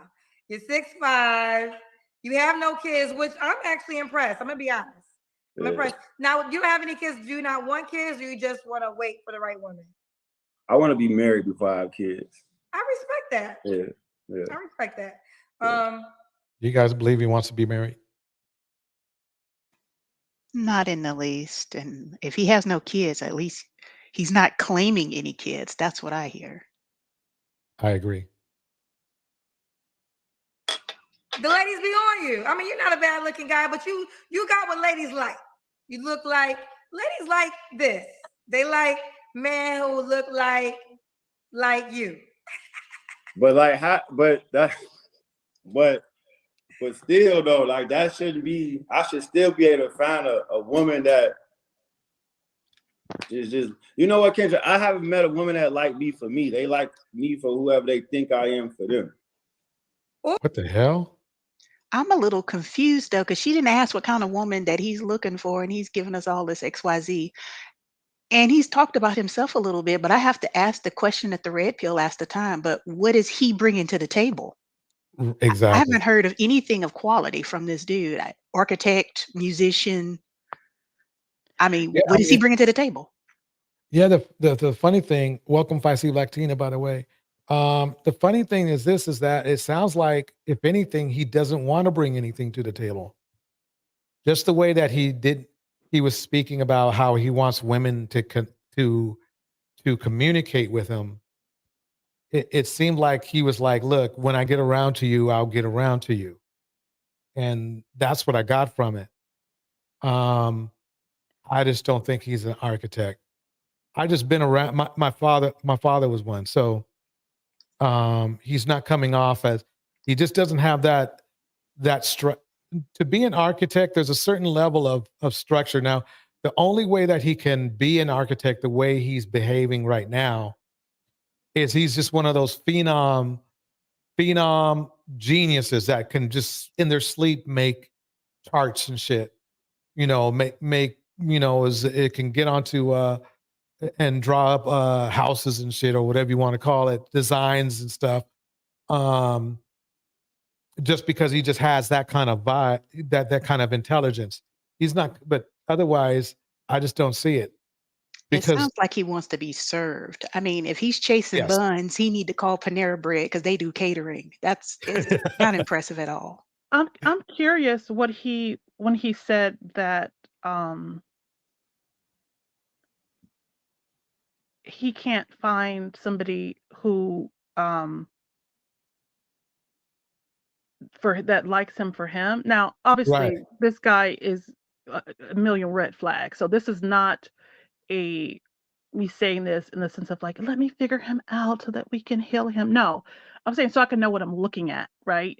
So that you can identify, like, I feel like red flags, we know like the very easily seen red flags, like the top 10, but sometimes the red flags are more nuanced. And I feel like you should look deeper. So I'm just curious what he's going to say about that.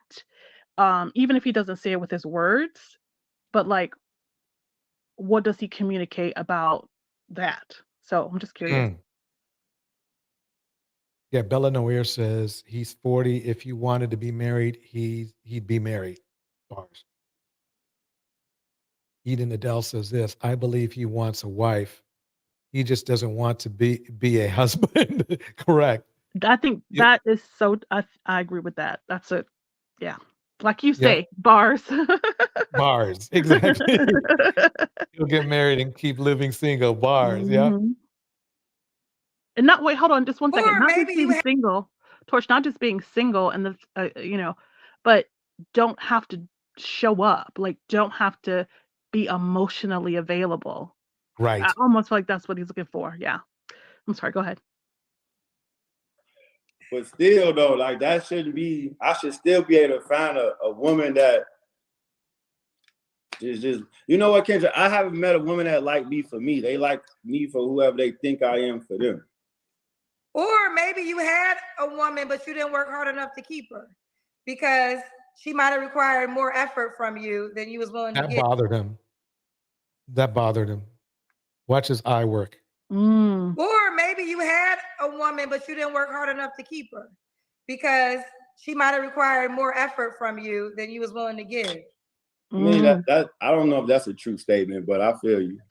Well, what I say to that is you're gonna get like you tall, you 6'5", I can tell women, like you said, women blowing you up. So you get a lot of energy. You don't lack a woman's attention, right? So to you, they probably make you the prize. So you got to find the girl that really doesn't get phased by your height, just phased on how you treat her, and then leaves you alone once You have to stop it. Phoenix Soul. You knocked it out the park. He wants to be mothered. I agree with Bars. that. you don't treat her right, and then maybe you'll rise to the occasion for her. I feel that, but I treat women great. Well, like I'm a good, respectable gentleman, but I don't think you treat them bad, but like you said, they fall in love fast, so you get turned off, and then Yeah, they that's want true. something serious, and you're now turned off because of how bad they want something serious. Because sometimes it looks like desperation, ladies, at times when you are so much on a guy, and now he starts to wonder, do you not have any other options? Like all those things, you always want to remain attractive to the guy, right? So Yeah, but that's just all other. I don't know why. I'm not here to counsel. I'm here to put y'all out here. This is fresh. When was your last day of relationship? I would say 2018. 2018. Okay, you don't have to answer, but I'm gonna ask.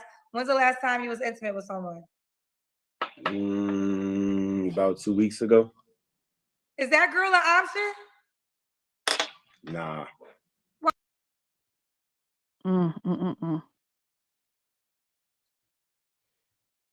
Why you sleep with her then? She was my ex. Oh Lord. Oh Lord. The ex is still around? But that's kind of weird because he said his last relationship was 6 years ago, but then he sleeps with his ex. I know they can come back in your life or whatever. I mean, I'm cool with my exes. Like, I'm a good, like, they not, I don't got. Oh Lord. Ladies, No, but listen, see, y'all my do thing, what y'all want to do, but he told you who he is. but You no, cool that with all your exes?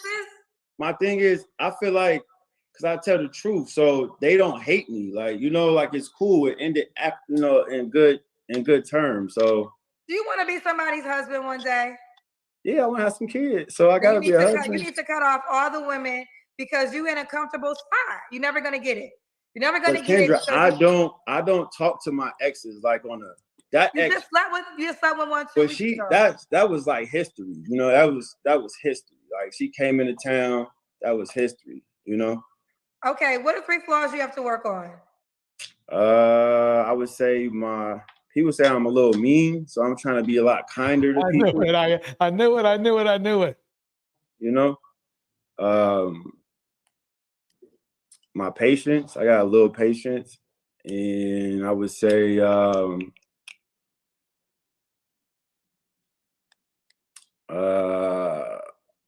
time management. I would say time management. Yeah. Okay, and why would a woman?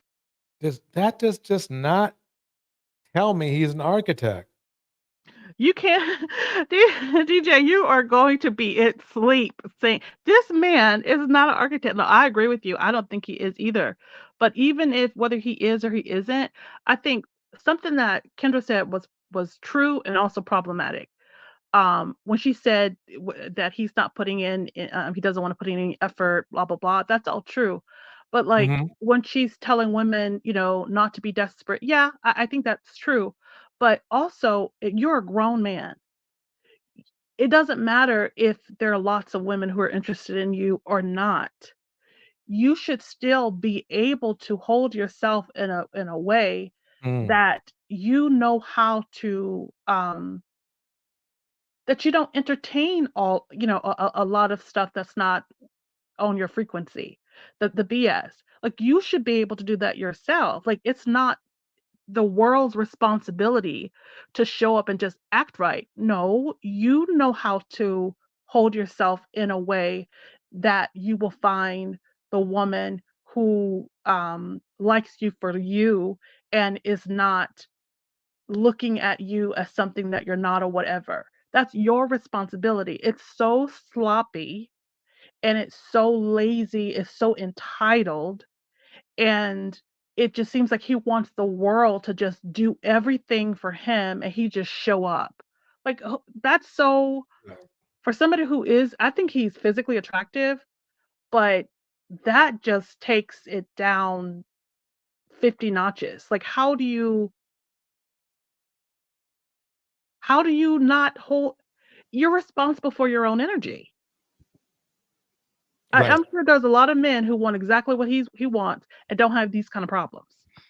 I'm not exactly sure about his physical attractiveness. His face is okay, but when he stood up, that shirt was lumpy, like some badly made mashed potatoes. If I have to exercise and work out, you have to do something too. And that shirt is giving lumps, like bad grits is giving lumps, Like he has a gut. He's like he not might like have breath. obese, but it's not like he's what you call healthy. I mean, he's not the man of the year on front of a magazine, but I don't think he's unattractive.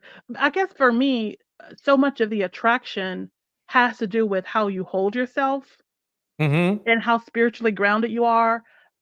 If you're a critical thinker, if you're discerning, if you're emotionally intelligent, if you're kind, so much of the attraction is that for me, that I think for me, I can kind of go either way on what somebody looks like. So that's not as important to me. Right. But for somebody who is very, very into like the physicality, I totally understand if that's not if I'll you're be a not little vibing petty with it. with it because I am a tall female. I Mhm. got to tell you, if you are chunky like that and you 6'5", then you weigh a heck of a lot. Mm. Because I'm over 6 foot. If you're chunky like that, being that tall, you weigh a lot. It's a Mm. lot easier for a tall person to be thin than it is for a short person to be thin. Okay, that makes sense. That makes sense. Wow. I'm too blinded by all the energetics that he's throwing out that I can't even the looks, I can't even get to that because of all of the other stuff that I'm hearing and feeling. But I'm sorry. That's all. All right, let me play a little bit more. I'm gonna be lucky to be with you. I got a couple reasons. Kendra, I'm on TV, boy. Talk fast. They telling me I'm on PT right now. Why would I be lucky to be with your ass, Fresh? I handle my business. I'm a man's man. Like I take care of my finances. I'm just a good catch. That's all I'm gonna say. Like You are a good catch. The man you can't call is gonna call you maybe 3 times out the week. You don't call him too much. Starting out, What makes you a good catch? Now the attributes that make you a good catch is what? The same reasons why you mad at women like you for. Boy, how could the woman reach out to you that want to be on your team of women? They could hit my Instagram. It's Flav God. It's FLAVVGOD. Kind of like on the shirt. Okay, well, someone said this. Bro ain't got no kids in spite of a few things. He still is disciplined enough to save the important things for his future family. Lord of Leon said that. That is true. I do respect that. Want to be a wife. Oh, someone said $5. Kendra, what time is it for BET in New York? Right now, It's on TV right now. And Kendra's giving out life lessons. Tune in next Sunday. We'll be discussing new answers. All right, we gotta go. All right, listen, keep me posted on how many girls you add to your list. I would. I see. Kendrick kind of knew he was a player at the end.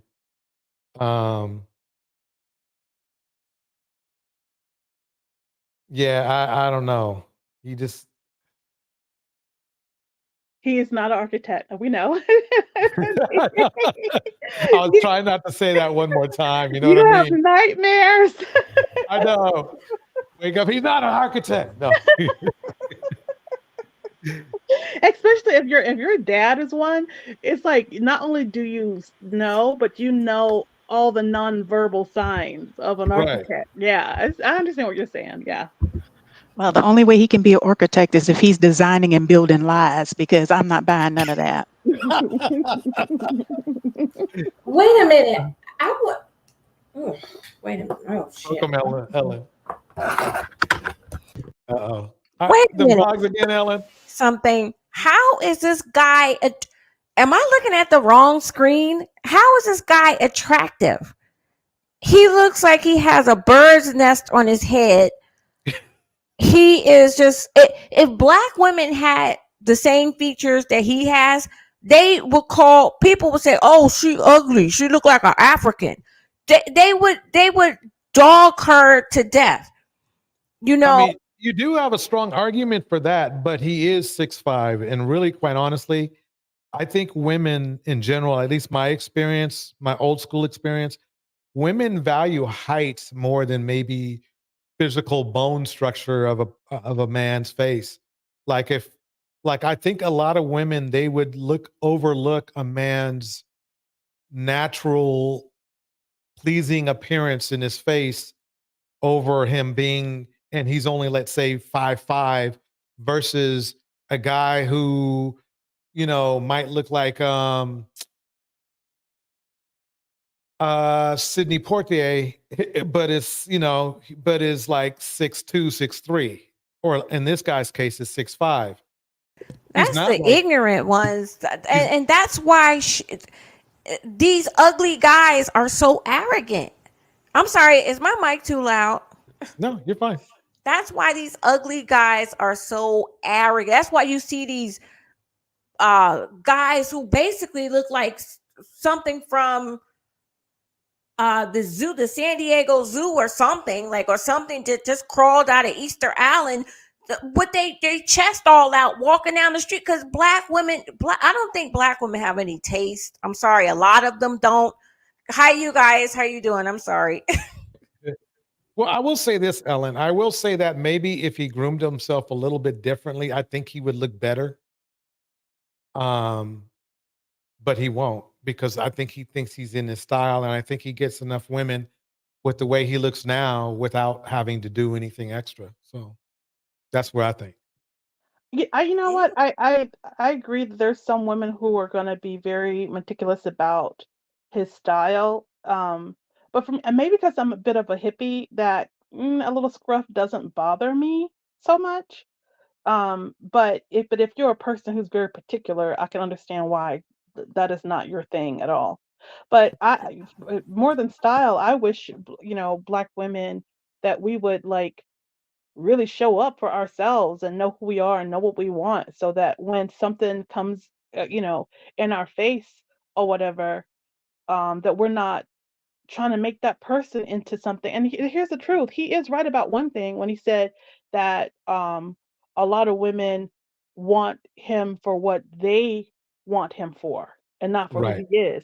And that degenerate as he may be, that is very true. Like, we got to take some accountability for how we Right. take care of our own energy. And if you're showing up and you're just impressed with him being tall, or maybe that person has money or whatever, and you're not looking at anything else, and you're making him into this guy that is not standing in front of you, like, that's not okay. Like, we have to It's a really. circular conversation, though, because if he wants somebody to like him for who he is, he has to let people know who he is. He just did all that jaw flapping, and we don't know anything about him.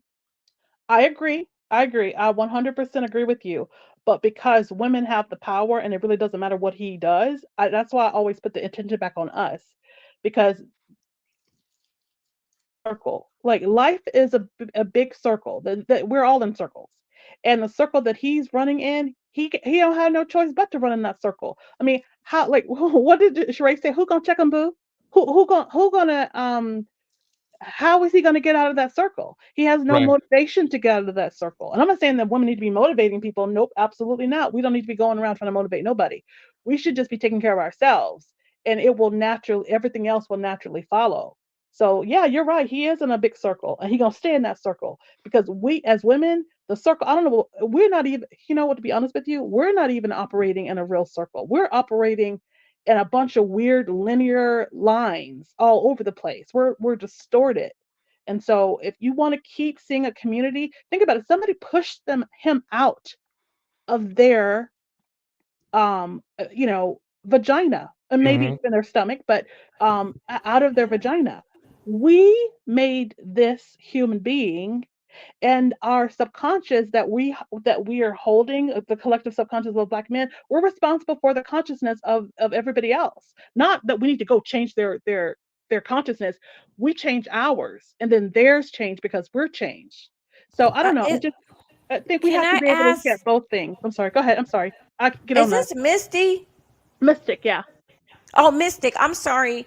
Okay, I agree with you that our Black women's subconscious mind is making the reality of how these just like a lot of these Black men are, how they think. But what in darn, I just wish the solution would be that we could do selective breeding. Because look, if you don't, we would never have to hear that. All you would hear is silence because they would cease to exist. And that's a beautiful sound. Like, because all they're gonna do as long as they exist is they're going to live to destroy their own community. They're going to just like attack their own community because they're living in, like you said, purgatory. They don't know how to lead. And all they can do, it's a spiritual thing for them. They feel as though it's spiritually right to destroy their own community. Or either they just want acceptance so bad by I guess you would say men of no non-color, because it's only Black and white, in terms of race. So it's like they want acceptance so bad. They truly believe that everything about the anything that's opposite from them is superior. They truly believe that. And that's why so many of these dusties, not all of them, so many Black men, not all of them, they really put white women on a pedestal because white women come from the nutsack of the man who he thinks is superior all around. It's almost like he's like a Superman or godlike in their eyes. Or either it could just be that they just don't know how to lead, and the only thing that they think to do is attack their own race because they're confused.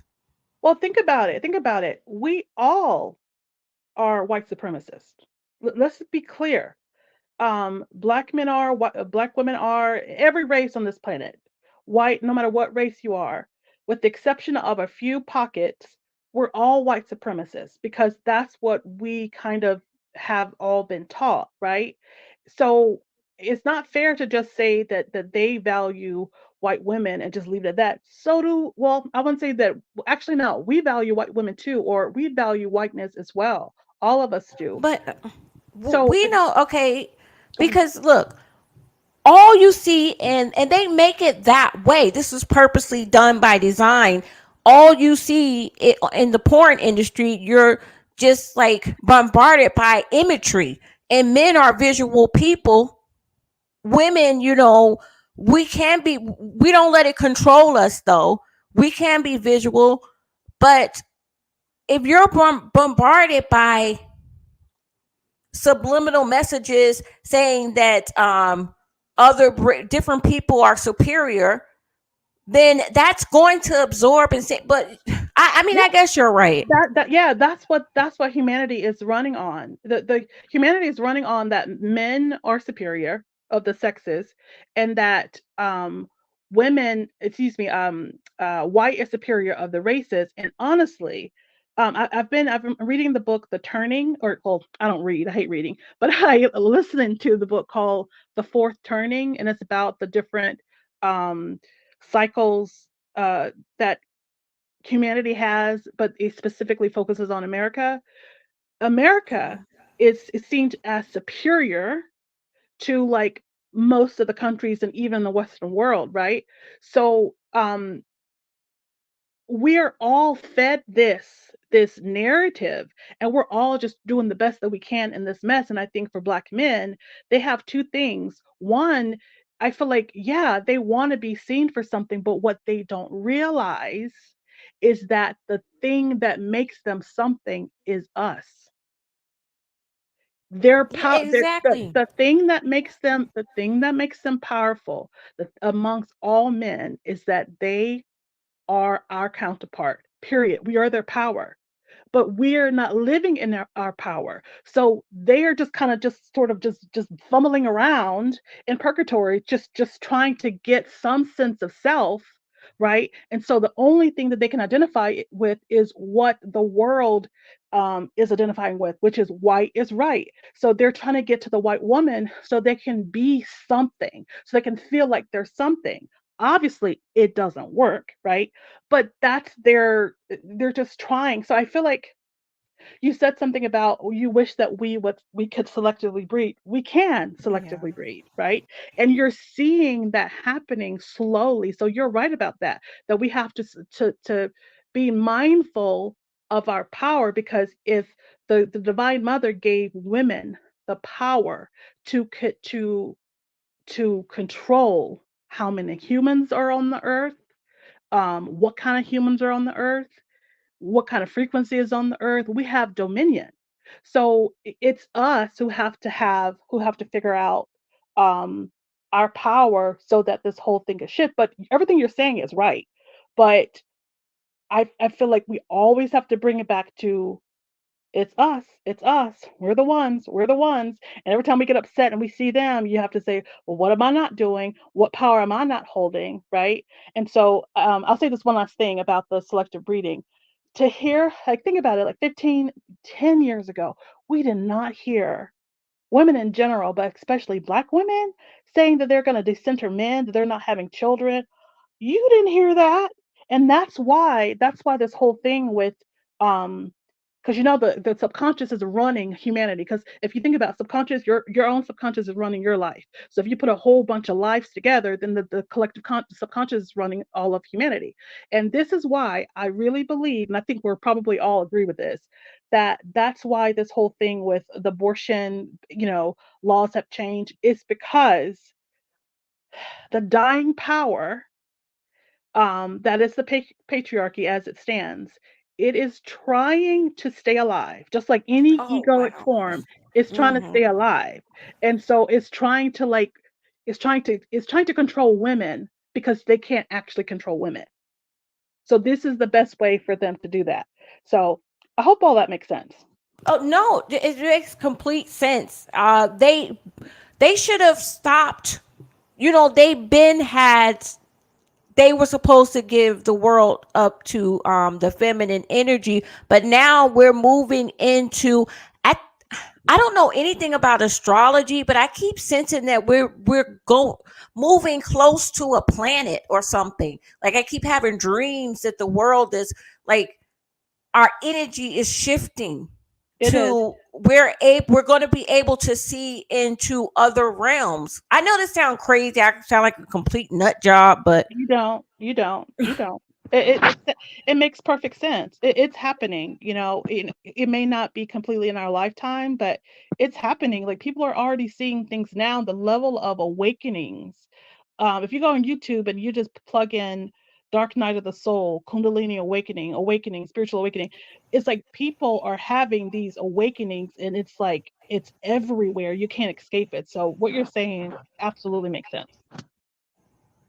Okay, I'm gonna drop down because I don't want it to be a spiritual conversation.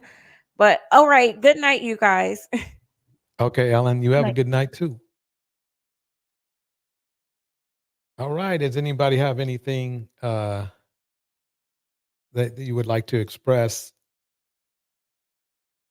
I'm gonna drop down too because I know that I could take it way spiritual all the time because that's where my mind is. But thank you so much for having me up. Mystic Moon, thank you for coming up. Fantastic. It was great. Your commentary was excellent. Thank you. Hello, Concrete Ghost. I'm up here chilling and eating chocolate. I would like to be spiritual like that, but I'm country and I'm petty and no.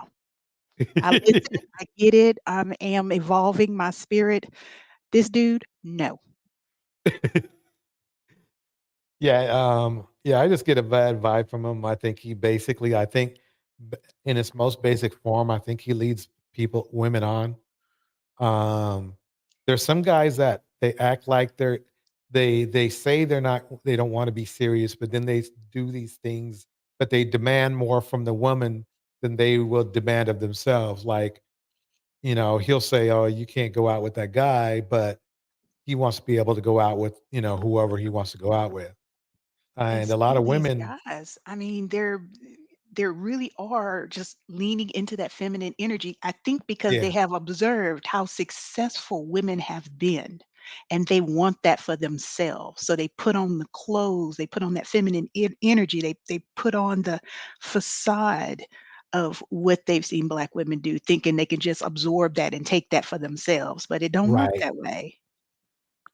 bars. I think a perfect example was that guy who got into the fight with Roe. It's like, I don't know about you, but maybe I'm just an old fogey, or something like that. But if a woman hits me, I don't really see that as a threat. Now, if she hits me with a roundhouse or something, or she knows, you know, gung fu or something, then okay. You see what I'm saying? But it just seems like men are trying to find ways of being number one. They have to be in the see, you have to be feminine if you see women as a threat. That's my theory, if you know what I mean. And what I mean is this is that if you're a man, and it's kind of like if some little boy came up and hit me in the arm, I'd probably laugh, whether he meant to hit me and hurt me or not, if you see my point. And so I feel like a man, especially, has to lower himself to think feminine or to be in a feminine frame to feel like he has to retaliate against a woman who or really a human being, any human being, a kid, woman, whatever, to let that person to feel that person is enough of a threat to use force against them. And I don't know why I brought that up. At the same time, they don't see black women as feminine. They Right. wanna say we're manly, we're aggressive, we're loud, we're not fit, friendly, and feminine, whatever they say. That's a good point. That is a very good point. I think what they're doing, it's almost like men are trying to, um, we are trying to equal the playing field so we can be, I don't know, be excused for doing stupid shit. I don't know. Doesn't make sense to me. Instead of trying to compete, that's what I'm looking for. So we have somebody to compete against that we think we can beat, because it appears that black men, we don't want to compete against the other races. And I don't mean in a negative way. I mean just in a positive way. Like, yeah, hey, I can, I can compete for this job. I can compete for this opportunity. I can compete for this. He got, Joe got an A. I can compete and get a A or A minus at least. Let me go ahead and get in this dirt. Get in this, get into the fray. And it seems like we don't want to get into the productive fray. We want to get into the, the negative fray, but we don't want to get into the productive fray. And I guess that's why I bring it all the way back to passport bros. I believe they don't want to compete with they want the type of women that quality men want. And they don't want to compete. They don't want to bring themselves up to that level. They'd rather just go ahead, take their little forfeit, get on a plane, and go in the red light district. And yeah, I guess that's how I can say. Well, the passport bros, they see those women that they go after as powerless. I Right. mean, these women have qualities that are considered desirable, but they think these women are poor and powerless, that they can't stand and do for themselves. And they run all through these women, think the women have no recourse. Right. Some guys used to, marry them and bring them back to the United States saying, oh, I got a traditional wife now. When they get to the United States, they see how other women live. So they Mhm. quickly become westernized themselves, and then they show the guy what's what. But these guys just assume that the way they find these women is the way these women are going to stay in a Right. powerless, lesser position. Exactly. Exactly. Well, I think that's it for tonight. 3 hours, 42 minutes. All right, everybody. I think I will just kick the beat. Concrete Ghost, thank you so much for coming up. Your commentary was amazing as well. Great panel today. Excellent panel. Shout out to as well Ellen Ripley. And this is DJ Torch. And I'm out of here.